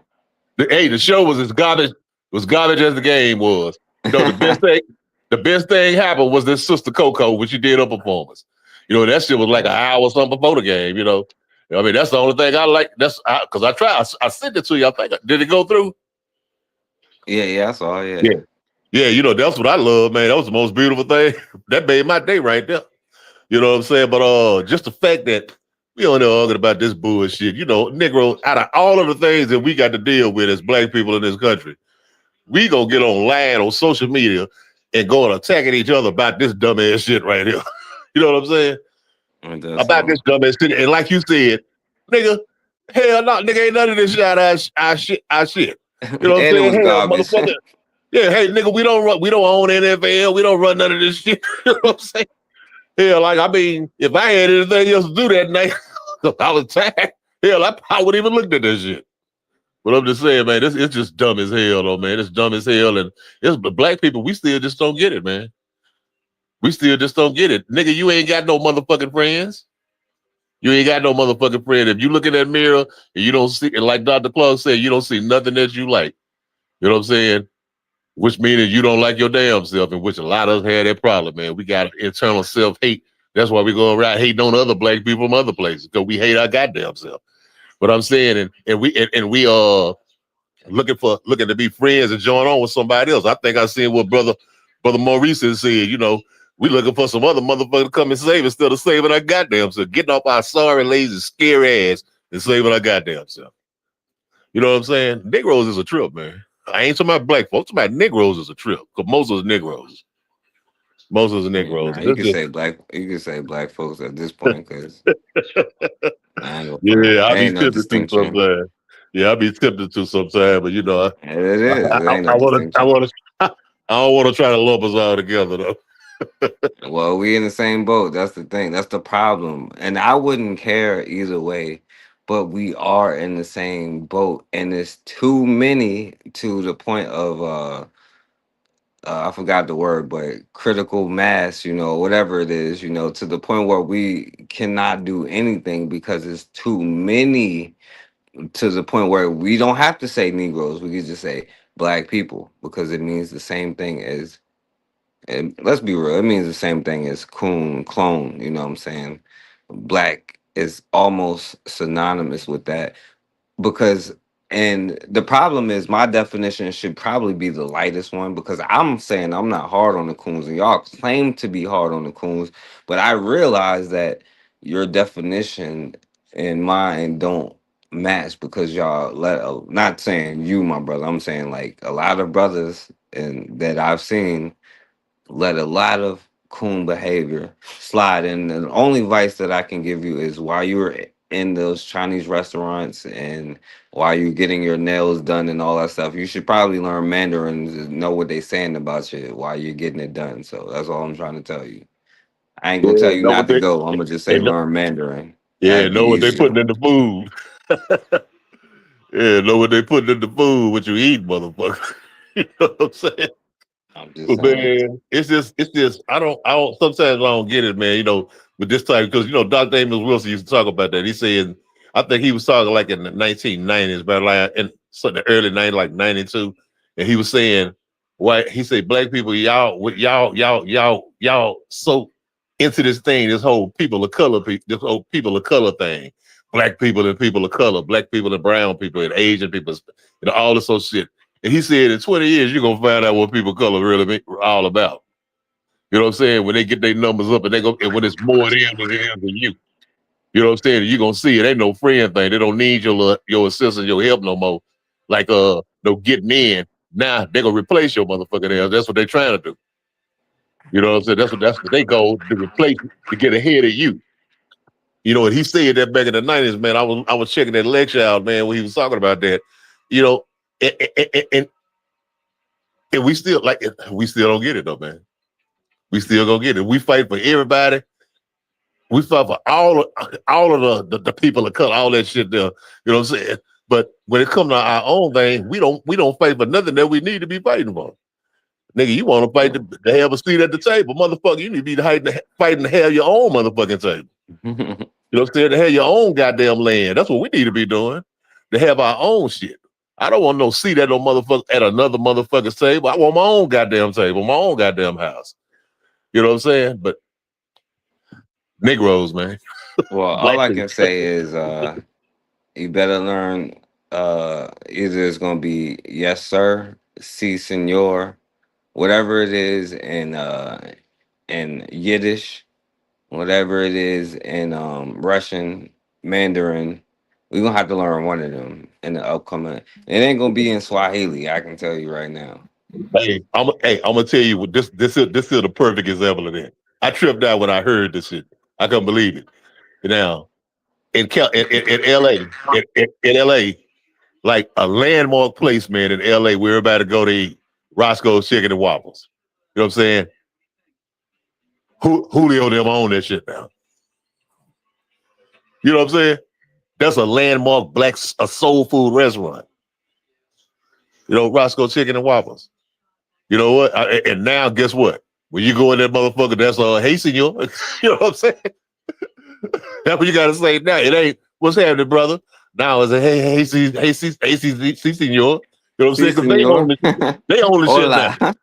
Hola, yeah, they own the shit now. You know what I'm saying? I mean, that's our mentality. Yeah, nah, that's a fact. That's a fact, my brother. And let me see here, and then we're gonna wrap it up. Matron said all races understand it's a numbers game, but here we are thinking that we have genetic superiority when we don't, right? Facts. Like y'all definitely need to listen to what Matron says, you know. My brother Maurice Muhammad says, that's right, bro. We want our own table and chairs. You know what I'm saying? We want our own room, house, country, nation. And if somebody come up in there, you already know what to do. Right? Um, so I guess, you know, just to go through the last couple ones real quick, my brother, and then I want to hear what you got to say about it. And then we're gonna get up out of here. Dangerous thing to say. No, not that it's dangerous because it's false, because it's true, but because we live in a country where time and time again they have proven that they do not give a fuck about black people. And that's just the hard truth about that. I saw, like y'all saw, somebody say, can we please just go back to regular police brutality? I've seen non-black and brown people literally online crying, saying, can y'all imagine going through this? And the reason why I say it's dangerous to say that, oh, like the ISIS more like the slave catchers in.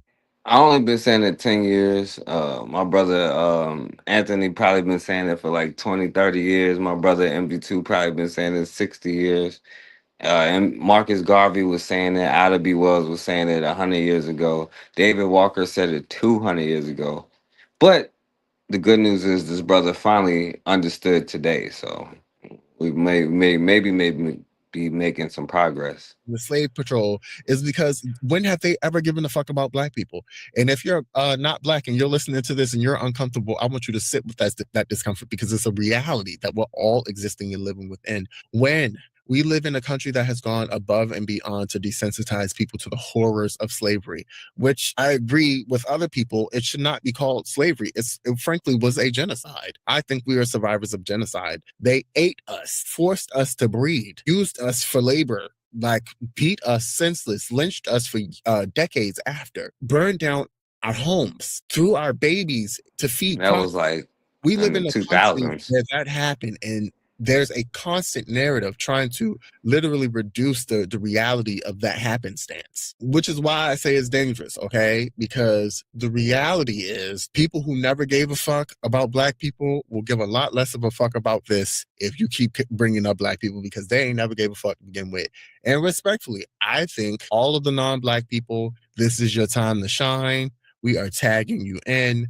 Black people have been at the forefront of like movements in the past for human rights, social rights. We're gonna pass the torch to y'all. While I don't think that we should tap out or not be. Now, the only problem with all of this is that we are spending all of this time probably just waiting on another election or whatever it is, instead of realizing, hey, they are not going to ever teach us our true history at our institutions. Why in the hell would I teach me about Ida B. Wells? I'd be dumb as hell. It's gonna make me a damn revolutionary, want to destroy their system. That'd be dumb as hell, right? They're dumb as hell, but they're not that dumb. Only we are that dumb in that way. And I don't think that we're dumb. I think that we are, you call it spiritual, I call it spooked out. You know what I'm saying? To the point where it compromises our actual knowledge. You know what I'm saying? So all of this time while you're sitting out, you know what you could be doing? Building whatever institutions that you think that you may need. Oh, they're going to take education? Well, yeah, well, I'm glad they're not going to teach us that we were immigrants brought over here instead of kidnapped victims, and 10 millions of us, probably billions, who knows the real number, let's be real, was killed in the process. But no, we came over here, you know, and helped with labor and help build the country. This is what they taught. And the comfort that we had with all of it was sickening, straight sickening, you know. And yes, now it's time. Yo, shouts out to Erica Howard in the building. Y'all, shouts out to Erica in the building. Now, Erica's seen this, so she be seeing how we be online cooning it up, but all of this time, if we haven't put into that, like, while we're sitting on the sideline building our own institutions, because we know if we go to the hospital, black women are dangerous. And my sister had to give birth a couple weeks ago and had to go to the hospital, and there was nothing I could have done. And this is what is my problem. Like, if my parents get shot, if I get shot, if my sister gets shot, or if my nephew gets shot, what am I going to do? I can blow up that particular precinct, but what is that going to accomplish? What can you really do about it? And we got all of this time. You don't have to wait until somebody in your family in particular. I think it was Eric Gardner people. They was like, even after it, they was like, it doesn't really matter. Right. I'm only interested in getting justice for my father. You know what I'm saying? I was never into black stuff and I don't want to make it a black thing. I'm interested in getting justice for my father. But there's a reason why your father didn't get justice in the first place. Is because that's all we interested in ourselves. But we don't have to wait until something happens to our family that we cannot do something about, because like certain people will go on a rampage, right? Like certain people will be like Micah Johnson or whatever. You know what I'm saying? We have this time now to put this same energy that we have taken away from other people to put back into our own institutions to build whatever it is. Black people, period, are in complete danger when it comes to the medical industry, and that is a fact. And their statistics will tell you, right? You go to black doctors, you have a better chance of uh, getting treatment or whatever it is, because even I could tell you where their medical history thing comes from, right? Where they be like, you don't feel pain and all this stuff. And even all that stuff about when they talk about evolution is just from the perspective of you came first, but we evolved. So to European minds, evolved means coming later means better. But they don't understand that means degenerate, being in caves and forests and having to eat each other, and you know what I'm saying? Like bash each other heads on each other on the rocks to eat each other's brains. You know what I'm saying? That is that's a mutation, not a evolution. You know what I'm saying? See, like, but I'm going on a rant. Let me finish this, and you can jump in anytime, my brother. Concerned to care at all, because that's some clown shit. I believe that now is not the time for black people to be on the front lines. Now is the time for y'all to do it. And I think when we bring black people into it and we say things like this is more like the slave catchers, which it is, what happens is that y'all tune out because y'all don't want to hear anything about now the thing about it is, I don't care if you call them Irish or Mexicans, right? Black people were kidnapped and brought and forced to come over here, right? To the point where we don't even believe our own history. We were kidnapped and forced to come over here, and by death, not by like, hey, let me move here. Because they violate my country, I'm not saying they don't violate your country, but you have your country that you cannot let them in. But they you cannot equate somebody coming not under the guise of being chained to the bottom of a ship while the person next to you is dead or whatever, you know what I'm saying, or is throwing up, or has to use the bathroom right next to you, or a pregnant woman, or if you're a woman in the women's area, let's to call it area, is giving birth, right? It's not the same thing as me trying to come over here. And even when I did, I only seen one group of people that got whooped at the border in the first place. It's crazy. Yeah, they know what it means. Us, and we would not have been in this situation now if y'all listened to us before. Let's go back to normal police brutality. Fucking please. I can't imagine this like happening. My people are being terrorized by the state and the government. Please, if y'all had listened to us back then and we advocated for the things that needed to happen back then, we would not be here now. And this is a lesson. If they hadn't kicked the first black president out of Mexico, they'd be in a lot better place, but they did. So we're not going to go there, right? What up, y'all? Y'all see these headlines? right? This is the biggest case. Latinos allegedly abusing black employees. They end up settling out of court. I'm going to tell you that. They settled out of court. And when they went to go interview the black employees, they said that Latino workers were calling them monkeys and waving bananas at them, and everybody in the warehouse. Now we can agree. We all have been in agreement this last week that being called monkey is not what's up, right? And we should not work with anybody that calls us monkeys. We have all agreed on that this last week, right? It's a shame it took us to this last week to get there, right? You know. But here you have it, where this mulatto group was. We don't want to talk about this mulatto thing, right? You don't want to talk about it, you know. It's gonna be a topic that we're gonna have to deal with in the future. You know what I'm saying? They call you some monkeys, right? What you said, you know, my brother just told the story earlier. What's the word for monkeys that they say, my brother? Huh? Chongo. Right, Chongo, right? They was in there saying Chongo. Si, senor, Chongo. The brother was like, si, senor. They was like, Chongo. Right? Major La Raza. Whatever, however you say it. House will laugh at them. And I know y'all gonna say, oh, it's not all of them, where it was a warehouse full of them and 3 different companies. Not all of them, just a warehouse full. One of the biggest lawsuits, biggest cases in California, right? And look, check out, even the attorney said that these cases are becoming more intense and more ugly. You could pause it and read it, right? Nooses, racial slurs. Now, if this was white people doing this to black people, this would be all over the news, right? This will be national news. I just don't understand why they don't report when it's minority against minority, right? If it was white people doing this, we'll hear about this. 3 different companies, and these Latinos, Hispanics, was in cahoots with white people. You see this?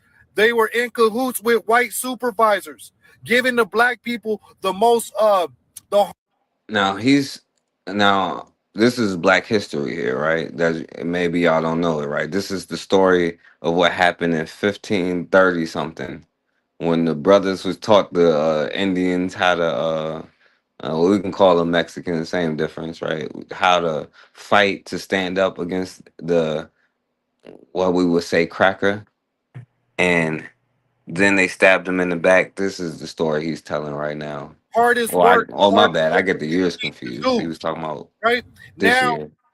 look at this though. 171 cases been settled.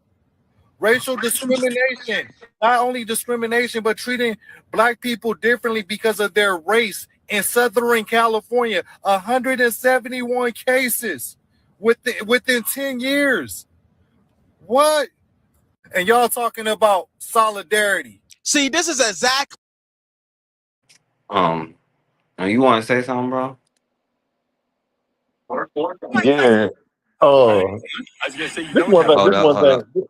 Oh yeah, go ahead. This one thing that get me now. I got family out on the West Coast, but I got family in Cali. We all got family everywhere. But I got family out there, and I can remember like listening to my some of my uncles and aunts and some of my cousins, family talking about how Cali was back in how LA was back in the 70s. Black LA anyway. There's a lot of black people out there. But I just said, what happened? Like when more and more Mexicans started coming in, Mexican, not just Mexican, but other Latino group, Nicaraguans, Guatemalans, and everything else. I said, well, I just started looking for myself. I said, damn, because at back at that time, they were like LA was gonna be like the next another chocolate city, but now that motherfucker turned into a taco city, though, man. You know what I'm saying?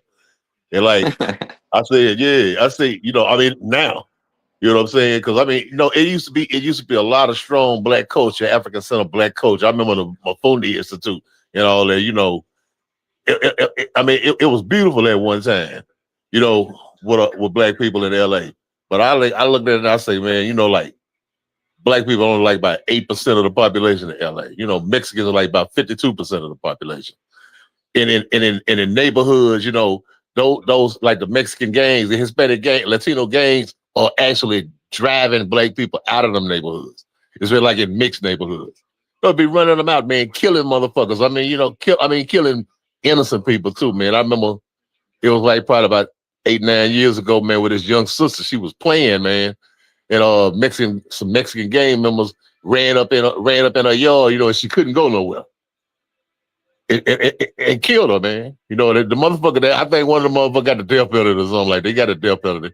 But I'm saying they was doing shit like that, man. The motherfucker was bragging about that shit too, man. You know what I'm saying? They was getting their moisture orders from the Mexican mafia, you know what I'm saying? And they was who was in the pen, a penitentiary prison gang. But they were reporting, telling the gang members run black people out the neighborhoods, like those mixed neighborhoods, run them out. Because see, I mean, it was ethnic cleansing. You know what I'm saying? And the thing that get me, where I'm going to is black brothers and sisters, black brothers who are Crips and Blood still fighting each other when you got these motherfuckers who trying to kill both of y'all. You know what I'm saying? These motherfuckers fighting each other. They can't come together. Hey, we can't even come together in some crime. You know what I'm saying? These motherfuckers, look, I mean, Mexicans, El Salvadorans, Hondurans, Guatemalans, all of them, they don't like each other. You know what I'm saying? Yeah, they come from a shared heritage. They speak the same language, similar culture, native, Spanish and Indian and whatever, mestizo, whatever. But they don't like each other. But guess what? They like each other and come together when they fight us. When they fight against us, like in the prison system in California, on the streets in the gang thing. You know what I'm saying? And we ain't got sense enough to even come together on that bullshit. You know what I'm saying? I'm relating this because when we were talking the other night about our army, our soldiers, our street brothers. You know what I'm saying? But see, our street brothers, so I mean, it's the mentality we got to work on. They look here. They will have one group, a Crip set or Blood set, that will ally with a Hispanic gang against another black set. You know what I'm saying? That shit happens. So I'm saying this whole mentality thing, man. Like I'm saying, we are this people of color thing and Negroes caping for these motherfucking Latinos, for the Latinos and everything, and going against each other. You know what I'm saying? I mean, getting on another brother or sister for criticizing this bullshit, for the Latinos, whatever, or not standing up and say, no, we must be with the Latinos. We just don't get it, man. Yeah, that shit is ridiculous, man. It's just ridiculous. It's disgusting. It's disgusting, man. Black people in this moment in time disgust me. And this is people that I know personally, so I know it's real life. You know what I'm saying? It's one thing to be on the internet, it could be fake, but I know people and I see why we are slaves. And you'll be mad at me for saying that we some damn slaves, you know what I'm saying? And it's sickening to see the weakness and the goofiness. So goofy to be like, oh, you should have learned Spanish. Well, yeah, okay.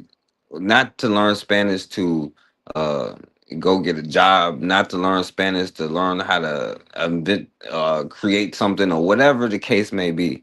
Learn Spanish so you can enjoy a Super Bowl halftime show, right? So you can be like, si, senor. That's why you need to learn Spanish.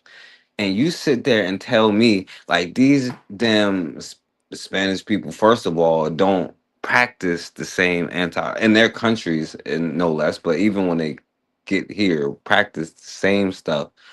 And you can't have a fraction of the same energy to stand up for some other black person. Instead, you call me racist. You don't want to hear what I got to say. Let me talk about an injustice. But now it's ICE and it's some spics or whatever. Now you got a problem with it and you want to boycott Target, boycott Walmart. We're not going to look at who uses prison labor, who's in the prisons, you know what I'm saying? Unless you say the N. Brown speech impediment that we got.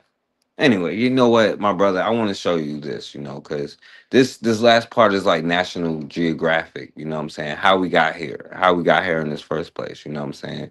And what should be our response to it with some faults, but this is how we got here, right? If we would study, like when we first would start walking the planet, you know what I'm saying? And was coming across other species like the Denisovan or the Neanderthal, and we saw them rocking together, right? This is what we were seeing here, you know. I shower like twice a week. I think it's fine. I was gonna say you don't have to shower.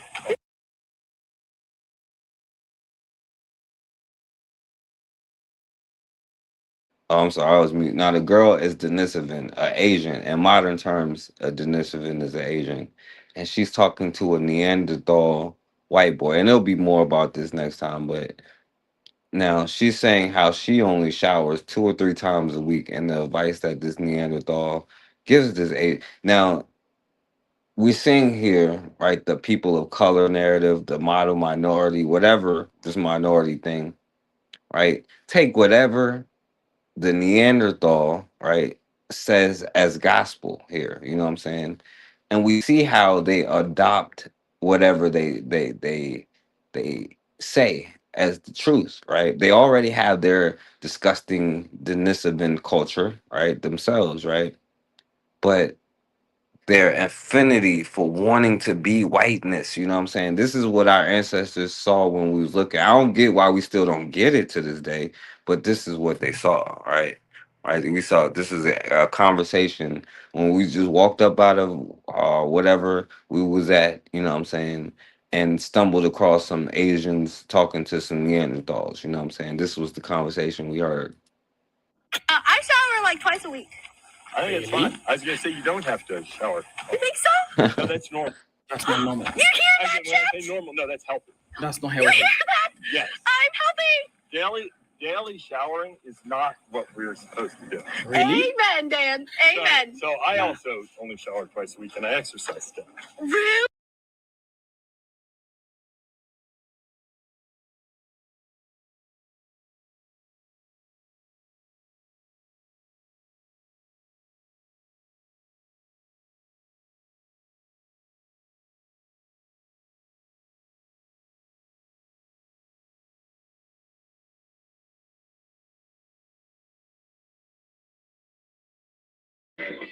What happened for again?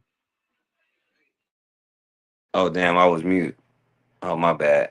I was saying some other stuff, but I was saying, see, this is how it was in nature, right? You see how the Asian looking girl, that's the one saying I only take showers 2 or 3 times a week, right? And then the Neanderthal, oh yeah, that's what you're supposed to do, and they listen to it because they want to be accepted. And this, all of these non-black groups do the same thing. They want to be accepted by what they think are the full-blooded Neanderthals, you know what I'm saying? So they take whatever they say as gospels, whether it be like not taking baths or murdering us. Which for some people, like, what? I got the approval. This question about how often you should shower is a very funny question. It's a question that really makes me laugh. And then you have the African who's confused by it all, watching the whole thing go down, confused, still confused to this day, right? This was back in the day. Now our response to that should have been like something, I guess, like this. Now he made mistakes, right? Because they already got into your land, right? But once they violate and do something in your land, this is what happens.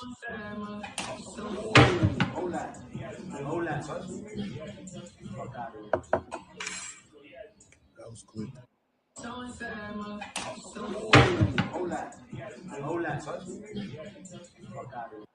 See, like when they come into your territory or area, right? That's what needs to be done, right? Now, I don't know if y'all understood that last part or whatever, but if y'all understood the National Geographic implications of that. But yo, my brother MG2, what's going on, my brother? Well, I'm just sitting here listening to you guys. Wonderful conversation, and I really like a lot of what Maurice Muhammad was saying earlier. And before you go, real quick, are you fluent? Are you good enough to come? Because you have to be able to say "si, senor" before you can. Si, senor. My bad. I'm sorry. Go ahead. Yes, sir. The thing is, Brother Forecast is, and Maurice Muhammad said something earlier that was very, very Very, very important. This learned behavior, unfortunately. What has happened to a lot of our folks that look like us, is we have been indoctrinated to think we can't solve our own problems. We've been literally, sculpted into a species, into a race that doesn't think that we can solve the things that happen. So therefore, we identify, we idolize, we are the frame of reference, doesn't matter, everybody else. And the reason, I'm glad you guys brought this up, because I work extensively with the quote unquote Hispanic community. Okay, I've worked, some of those folks you saw in the Super Bowl, one of the artists I had worked for over 4 years. The other, I have like several friends who work for the mainliner, who is the one who was, I don't, Bunny guy or whatever. I know probably like 7 or 8 individuals that I know quite well that I've worked with. They worked for this guy. I never knew who he was until now. When my friends were telling me, oh, I'm working with Bad Bunny, we're on tour with that. And I'm like, okay, whatever. I had no idea who this was until now. But the thing is, Brother Forecast, is we as African people have been indoctrinated, literally sculpted into thinking we cannot solve our own problems. Everybody else has got a solution. And therefore, here's the thing. Either you're solving your own problems or you're solving someone else's problems. Here's what I mean. If you're indoctrinated to think that you cannot solve your own problems, that means you're indoctrinated to really solve everybody else's. You can't have it both ways. And so that's what's happened to Black folks. We solve everybody else's problems, whether it's Negroes that join their military, or whether it's Negroes that join their so-called political movement, or even Negroes that jump up and down and bounce on stage that I've done for over 50 years. Doesn't matter. We have been indoctrinated to solve other folks' problems, and we'll never solve our own. But here's the real kicker. I have to ask folks, when it comes, like I said, I've worked with a lot of these groups, these non-African groups, and I say non-African because they're not, okay? Whether it's Hispanic, Asian, whatever, I've worked with a lot of folks like that for decades. And, and many of them, are the so-called celebrities or whatever. I could care less. It is what it is. The thing that I ask folks that really are still don't have their frame of reference, or I should say, have been indoctrinated to not solve their own problems, is I say, very simple question. I ask, what color if you saw a peckerwood walking down the street, what color is her hair? I'm gonna ask you that, Brother Forecast. What color is her hair? What color hair do peckerwoods normally have? I don't know, blonde, I guess. How about Hispanics? What color do they have? I don't know, black. How about Asians? What color hair do they have? Black. How about Arabs? I don't know. They be having things on their head. Yeah, well, let me tell you something. None of them have hair. The only species that has hair is Africans. Everyone else has fur. So the thing is, I know that animals have fur. Okay, the African, i.e. Black folks, are the only species that has hair. Our hair reaches the sun. Everything else is matted like a horse, a bear, a dog, a cat, or whatever else. That is fur. The thing is, and the reason I have to say that, I had to bring that up, is because anytime that I'm trying to either forms of comparison to like what other folks have done, and I love what Anthony McPhail was talking about earlier about Orange County. I could tell you extensive situations. Just the other day, I was down in Anaheim, and I could tell you that's one area that those that have fur have occupied and have kicked those who have hair out. And I mean, personally, I know some situations where, where those humans, i.e. Black folks, i.e. those of us who have hair, have been, literally run out of those areas. But the thing is one of the things that we do, unfortunately, is we use these comparisons. We're comparing ourselves as Africans, as Black folks, as the only species on this planet, human, i.e. those that have hair. We're comparing ourselves to those who have fur. It's like comparing yourself to a mongoose or to an otter. I've never seen any, it would be like comparing ourselves to a warthog.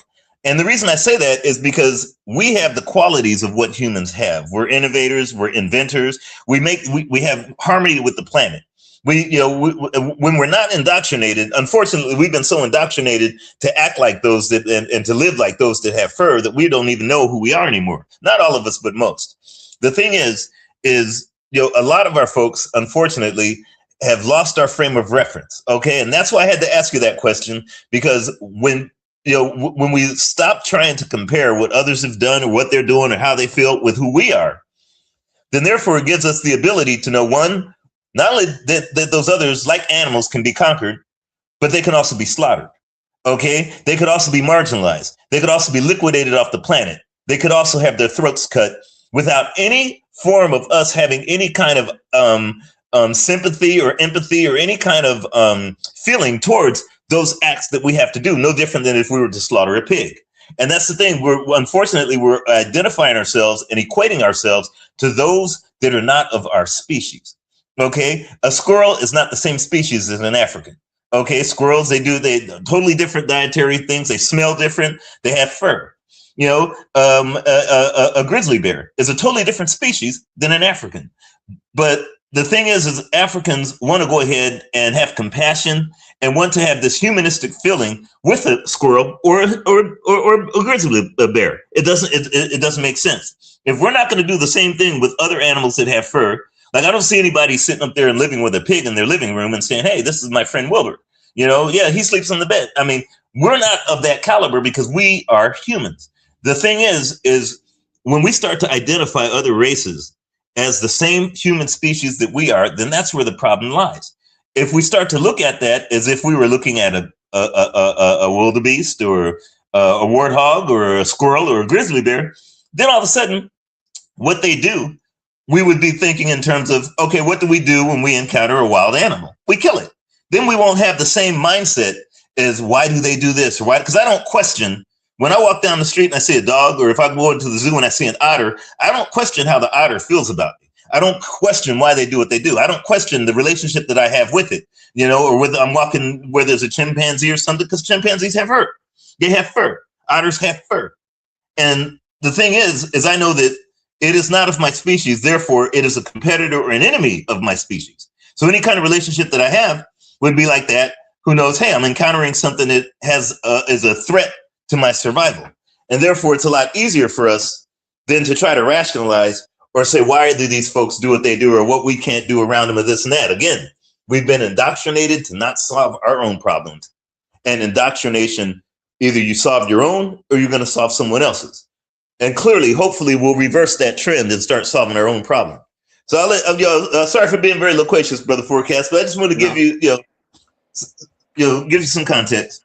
No, you good. You already know you always good over here, my brother. And I will say this, right? And I did not know the answer. I knew it was gonna be something like that, but I did not know the answer. And you are right, because fur tends to get lice and stuff like that, and hair usually doesn't get lice unless you are laying around, just like fleas and stuff like that. Unless you're laying something that attracts fleas and lice and stuff, and then you can get it, right? And the problem, though, is not with what you're saying, but with Black people, is that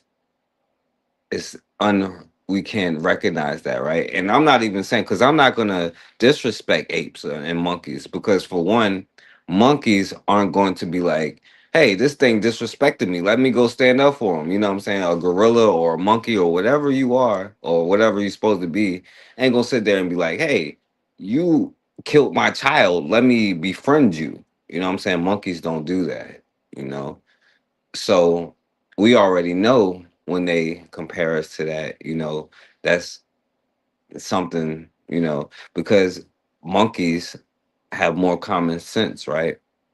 And they recognize, right, something comes in on my territory, I'm going to smash his head in, right? I'm going to use whatever I have, right? Now, we could be like the monkey in that Congo movie, right? Like Amy, hungry, you know what I'm saying? Like, that's the kind of monkeys that we are right now. Well, I'm not calling us monkeys, right? Because I'm going to be more sensitive. I know MD2 will come out and say it after I'm done, but like, that's the depiction that it's saying. We'd be like, yo, I know that y'all seen that movie, right? Amy, hungry, that's the monkeys that we are, like, hey, they recognize me. But the whole time, whether you are on quote unquote vacation, right? Because vacation means you're coming back to wherever you are, right? But whatever it is, you're not taking that time to build an institution. And what's interesting, my brother, let me ask you, is that a Puerto Rican flag that you have there? No, that's Haitian. That's Haiti. Okay, that's Haitian flag. Okay, cool. Okay, all right. But okay, yeah. So yeah, that's dope. I love that. But you want to say something, my brother? Yeah, see, I've been on especially after the Obama nonsense with Trump, I've been pissing black folks off because I like to piss us off. And I said that we are chimpanzee to chimpanzee. Yes, we are. And I don't hate to say, I love it because the thing is the more that my enemies try to dehumanize me, the easier they are to kill. When I see them say things like, "Oh no, how dare Donald Trump do this," and not show who they truly are, that adds some ambiguity. It makes me, I get confused. It's like being in battle and not knowing who to kill. A lot of individuals don't know that. It's like if you were in Vietnam and you were in the trenches and you were a tunnel rat and because the tunnel rats were one of the ones that had some of the hardest jobs in Vietnam, and you were down there and all of a sudden, one of the Viet Cong said, "You know what? You're good," or you stop calling them gook, or you start calling them slopes or whatever. There'd be some confusion. Because then an individual would know, hey, well, maybe this guy's not going to kill me. And then, he gets the advantage to do it. The more and more of these crackers, the more and more a Neanderthal dehumanizes, the easier it is for us to come to the realization that we are at war, that we are constantly. And a lot of folks we're bent out of shape because of Donald Trump's, he's a Neanderthal. He's a deviant. He's a sicko. He's like the worst of the worst. He's basically brought I always say he's the best because he brings out the worst. He shows us what this world really is. Not just him, but I'm talking this whole era. The more and more that these and they're going to be coming out. Okay, what Donald Trump did was a pimping out in the game. It's going to get even more and more and more. That will give the realization that we're going to be in those tunnels, no different than a tunnel rat fighting Viet Cong, or vice versa. In other words, instead of getting down in those tunnels and thinking, hey, kumbaya, si, senor. No, we'll be in those tunnels thinking anything that moves, we shoot. Anything that blinks, any sound we hear, we shoot. We don't care what it is, who it is. We just know it's not one of us. That gets you in a more competitive mood. It stops you from trying to compare things and why are these folks this way when we don't do this and we don't do that? No, of course not, because we're human. Okay, the others they have fur. Okay, they, like you said, they get lice, they get ticks. We don't. So the thing is I expect that. But the moment that we start getting we get upset, we get bent out of shape, or we get confused because someone dehumanizes, they could call us, N-word, spirit chucker, moon cricket, porch monkey, whatever it is, and we get pissed off. Oh man, look at that. They called us a chimp. So what? My thing is, I want it to happen every day. I want Marco Rubio to get up there and use N-word. I want Donald Trump. It's going to happen. Okay, it's basically maybe a month away, and you're going to hear, Lyndon B. Johnson. That was his entire cabinet. He said that back and forth, left and right. And you had Negroes going ahead saying, "Kumbaya, we want to assimilate," and they were right there with him when he's just calling them a bunch of derogatory terms.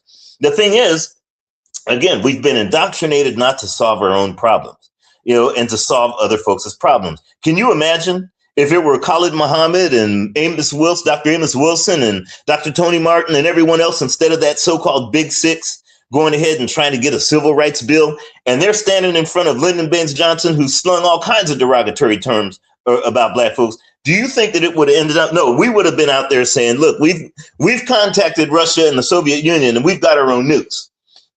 Instead of the so-called Big Six saying, "Kumbaya, can't we all just get along?" And, I see the mountaintop. That's foolishness. Again, because we have been indoctrinated the wrong way.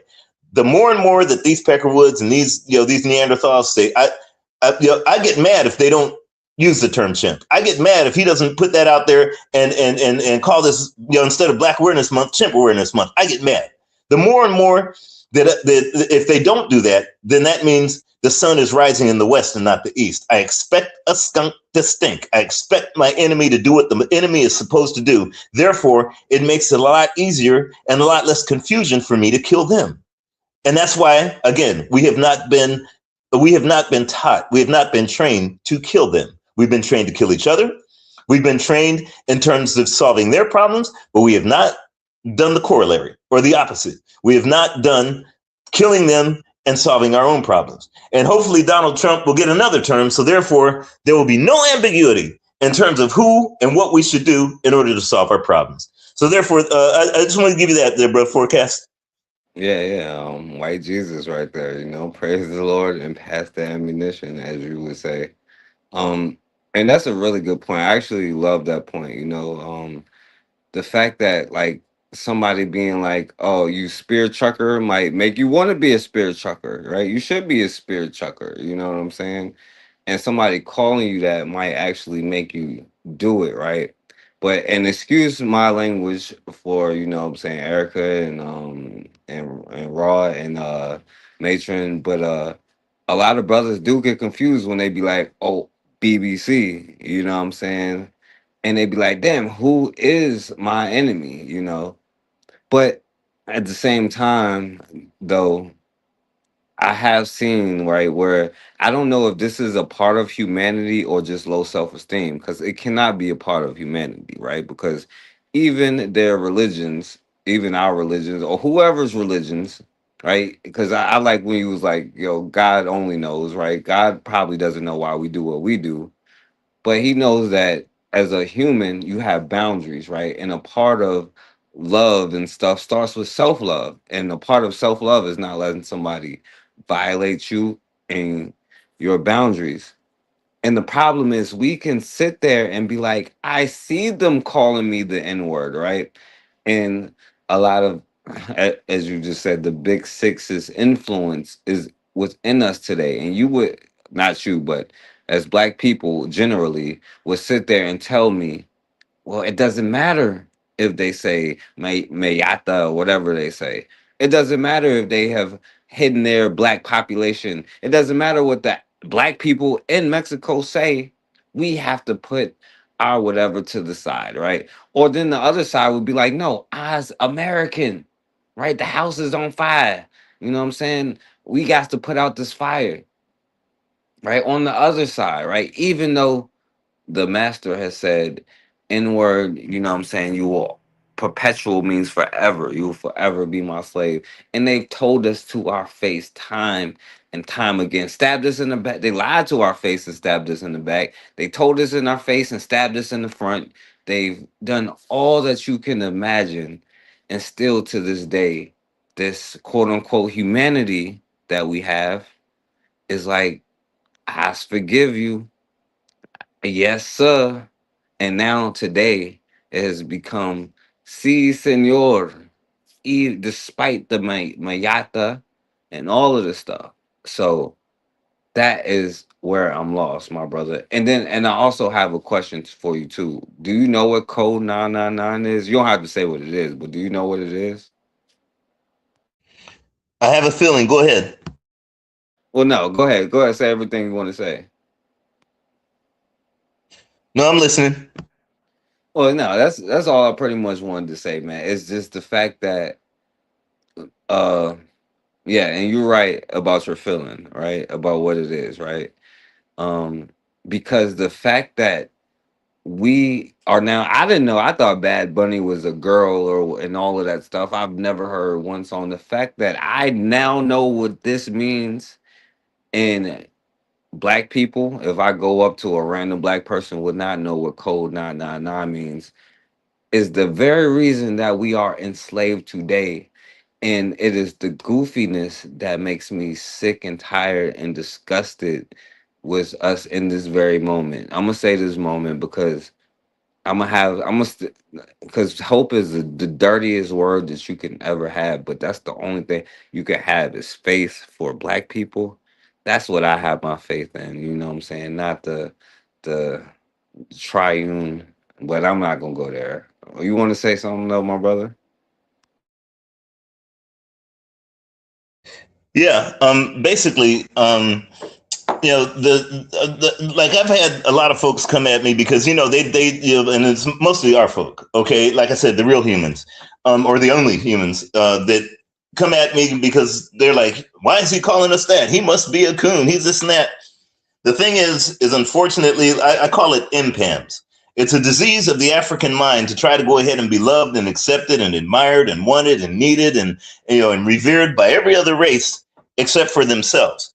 And it's called Massa, please accept me, sir. It's MPAMS, MPAMS. And the thing is, and the reason I say that I had a lot of folks come at me like, man, he's always, he calling us this and he calling us that. And I said, wait a minute. If you or anyone gets really bent out of shape on the words that I say that are truths, it's actually not just truth, it's actually the record. Okay, because you can't change the record. If I say that, well, get as equally angry at those individuals that you have to pay bills. Like whether it's your car bill, your mortgage, or whether it's your utilities. If individuals get bent out of shape because I say, hey, chimpanzee to chimpanzee, damn it, because I want my enemy to dehumanize me every chance it gets. Because every time that if I encounter a leopard, the leopard's not going to say, well, that's one of me. No, he's going to say that's a human. So he's going to do everything he can to deleopardize me, because he's not going to eat another leopard. He's going to eat something. He's going to kill something that's not him. That's the same thing. The same way that they want to go ahead and dehumanize us, which makes a lot of black folk pissed off, man. You say that we are champ, this and that.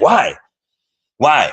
Because if that really gets you bent out of shape, that means you're seeking, again, you have MPAMs. You're seeking acceptance and love and necessity and admiration and accolades and everything else from these crackers. That's the last thing I want. I never want. Do you think any Jew that was around Hitler wants Hitler to praise them and say, "Oh yeah, you're a good one," this and that? No, because that means that they're going to get close. That's one step closer to those ovens. Okay, that anyone that has any kind of common sense, when their enemy dehumanizes them or calls them anything derogatory, anyone with common sense would say, "Continue." And matter of fact, here's some new words. What can I do to accelerate this? Because they know that they were always at war.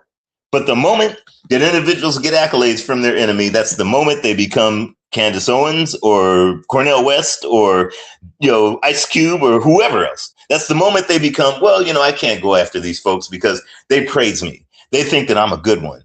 They gave me this. They, opportunity or money, or I got an Oscar or whatever else. So of course, you're not going to go ahead and fight them. You're going to fight your own. Because the more and more that they give you accolades, the more and more they go ahead and idolize you, the more and more that they give you things that, of course, you don't need, but they want to give you, the less and less you're going to go ahead and solve your own problems and keep solving theirs. And what is the biggest problem that not just Peckerwoods, every other non-African on this planet has? The biggest problem they have are African people. And if we're out there solving their problems, that means we're trying to get rid of African people.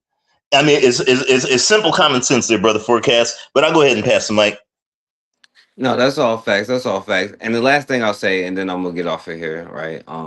And I don't know if Erica is still listening, but she's in the building, and I'm interested to hear what you have to say about this, and then we'll wrap it up, right? Now, Erica, and fair enough, because it bothered me too, right? Like, when Bakari played the chimp thing, right? Erica called him out. It was like, yo, you shouldn't do that, And I agree with her. I didn't really like when he did it. And she was like, yeah, I didn't like when MG2 does that either, you know what I'm saying? And I agree with her, as far as like the whole monkey. Now, it's different, like, because I understand, like, I completely understand where you're coming from, Bakari. So I don't take it as far as like that way, you know what I'm saying? So, but what do you think about that? You know what I'm saying?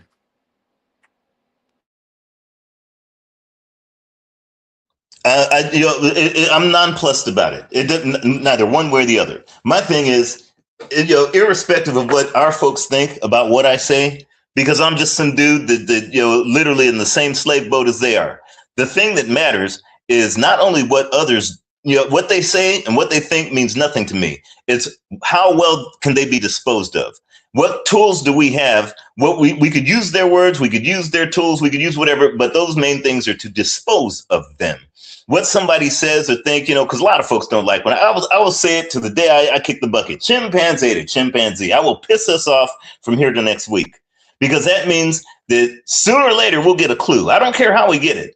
Whether somebody texts it to us, we get it on WhatsApp, we get it from Amazon or eBay, but a clue must be gotten that irrespective of what words, whatever come out, the bottom line is we are at war, and we should seek to be dehumanized by our enemies. We should seek to go ahead and piss ourselves off to a point where saying, damn, I hate when folks say, damn it, but I hate even more the fact that they're breathing enough to say it. Okay. The thing is, Brother Forecast, is too many of our folks are caught up on the emotive content of ego. Of man, look at the description they're talking about us, and I don't like that. No. So what? Bottom line is the bills you paid, the gas you got today, the food you eat, the medical care you get, and damn it, everything else that you have to rely on comes from someone else. That's the last thing that anyone should be worried about, is what some Negroes are saying, whether they say chimpanzee or chimpanzee, it doesn't matter. That's the last of the priorities and the last things right now, especially because we have own control and actually do absolutely nothing for our destiny. The last thing that individuals in terms of priorities should be, man, I hate when they say that, because that gets you nowhere. What gets you somewhere is knowing point blank that these enemies out there of African people clearly have our destiny in their hands, irrespective. So yes, my thing is keep dehumanizing. Okay, I will say it from until black folks get a clue in their head saying, yeah, I'm not mad at these Negroes or any black person that says that. I'm mad at the source. I'm mad at the individuals out there that I have to pay bills with. I'm mad at the folks that I have to go to medical care because we don't have our own institutions to cure diseases that crackers and everyone else give us. I'm mad at the fact that we don't even own the transportation systems, whether it's a bus like we used to have. We don't even manufacture buses. We leave it to some South African peckerwood boar by the name of Elon Musk to make a car, and then all of a sudden Negroes are driving around in his car saying he's a genius, and he's running around going ahead and bringing these boars in to go ahead and destroy you. I mean, the thing is, right now, Brother Forecast, is too many of us have our priorities skewed into what makes us feel a certain way instead of what makes us do a certain thing. It's skewed into idealism. It's skewed into depictions. It's skewed into things that don't matter, don't do a goddamn thing, irrespective of how many times folks say, well, if we do this, we're going to. No, we've been on this so-called United Snakes for damn near 2,000 seasons, more than that. And stuff has not changed. Right now, it's either zero sum. It's either kill or be killed. It's do or die. Okay. And the bottom line is anyone that's spending their time feeling about how somebody said something is definitely not out there doing anything about it. I'll go ahead and pass the mic. Well, I'll just say, well, that's why I love you, my brother MD2, and I will say this, today, right? Maybe it's used to some, because it took everything that I had not to say my damn self today. So I 100% agree with what you're saying. And you got any last words before we get out of here? Yeah, definitely. As you always say, we all we got. A lot of folks don't realize what that means. Okay, it's not just we have to get we're gonna have to gonna gots. It's none of that. When the words "we are all we have" means that irrespective, every time you go out there, that you know that anyone that you encounter that does not have your epigenetics, i.e. an African, that is not a potential threat. That is a threat just as the fact that that species is breathing air that you should be breathing. The fact that they're sucking air means that that's one more breath that you cannot take. And so every mindset, every molecule in your body should be tuned into thinking, irrespective of what somebody says, oh man, he calling us this and that. Every molecule should be tuned in as if you have the threat against your life. And it could be somebody you could go and get a beer with, even if it's Brad or Becky, doesn't matter. Every molecule in your body should be tuned to the point of, this is not a potential threat, this is a threat. And I know that if it's not going to be now, it might be a year from now, or it might be 10 years from now, I have to kill this individual because I know that it's either my life or their life. Why? Because they're breathing air that belongs to me. They're looking at a sun that belongs to me. They're walking on ground and disturbing the dirt that belongs to me. That's the mindset of competition. That's the mindset of a people that want to be around for a long time. And anyone that's caught up into this Bad Bunny nonsense and all this other stuff, they are why I say chimpanzee to chimpanzee, because that stuff is out there to make sure that you don't fight or that your molecules are not tuned into killing those that you should go ahead and fight and kill. And that's the enemy of black folk. Brother Forecast, thank you so much there. And always a pleasure, listening to you guys. Peace, senor. Yeah, definitely. Yes, I definitely appreciate you coming on here. And Erica Howard says, yeah, I will never buy a Tesla anything, and y'all give a shout out to Erica Howard. I definitely appreciate you being in here, Erica. And shouts out to Raw, who's in the building. I appreciate you. Shouts out to Maurice Muhammad. Shouts out to Matron. y'all definitely subscribe to Matron. Subscribe to everybody, you know, MG2.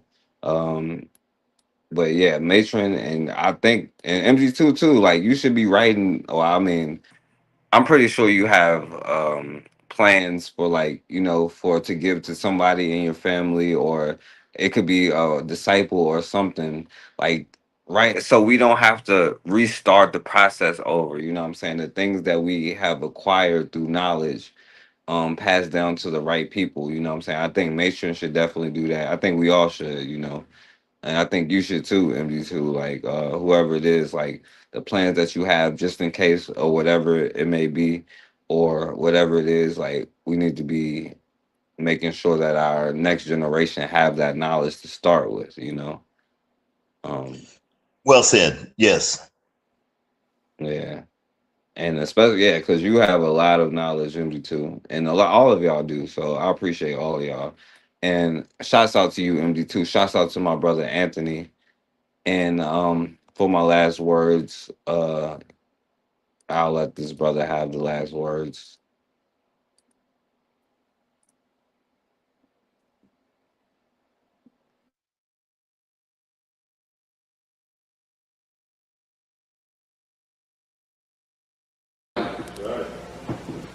Some of us are beginning to wake up. Some evidence that some new, more healthy fantasy may be taking place is, of course, the movement of many toward the memory of Malcolm X. But I'm not all too sure. But it does indicate that some people are looking at the reality of our situation and looking for perhaps a different model, a different ideology, a different way of dealing with that reality. But you see, those who are dominant rule by advancing fantasies, by promoting fantasies. The fantasies laid on African people by the NAACP, by the Urban League, and by other assimilationist organizations were funded to a great extent by whites and Europeans. And while one major group would not support our economic development and political development in the deepest sense, they themselves advance their own political interests.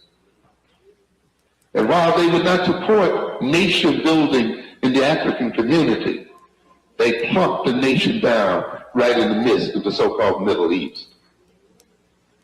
In other words, we were fed the fantasies of assimilation and integration by the same group who concerned itself with building a nation and building power so that it would no longer be dependent on the goodwill of other people, because they learned the serious lesson that sitting on the goodwill of other people may mean circumstances one day can change. And people who may not have noticed who you were or noticed that you were racially different suddenly begin to realize who you are and act on it. It becomes very instructive to recognize that at the time that the German Jews were persecuted. All right, I'll stop it right there. But everything that he says right there is straight facts, you know. So again, shouts out to everybody who was in the building. Much love to all of y'all. And yeah, we are definitely all we got. And as always, man, we have got to start standing for something, or we're gonna keep falling for anything.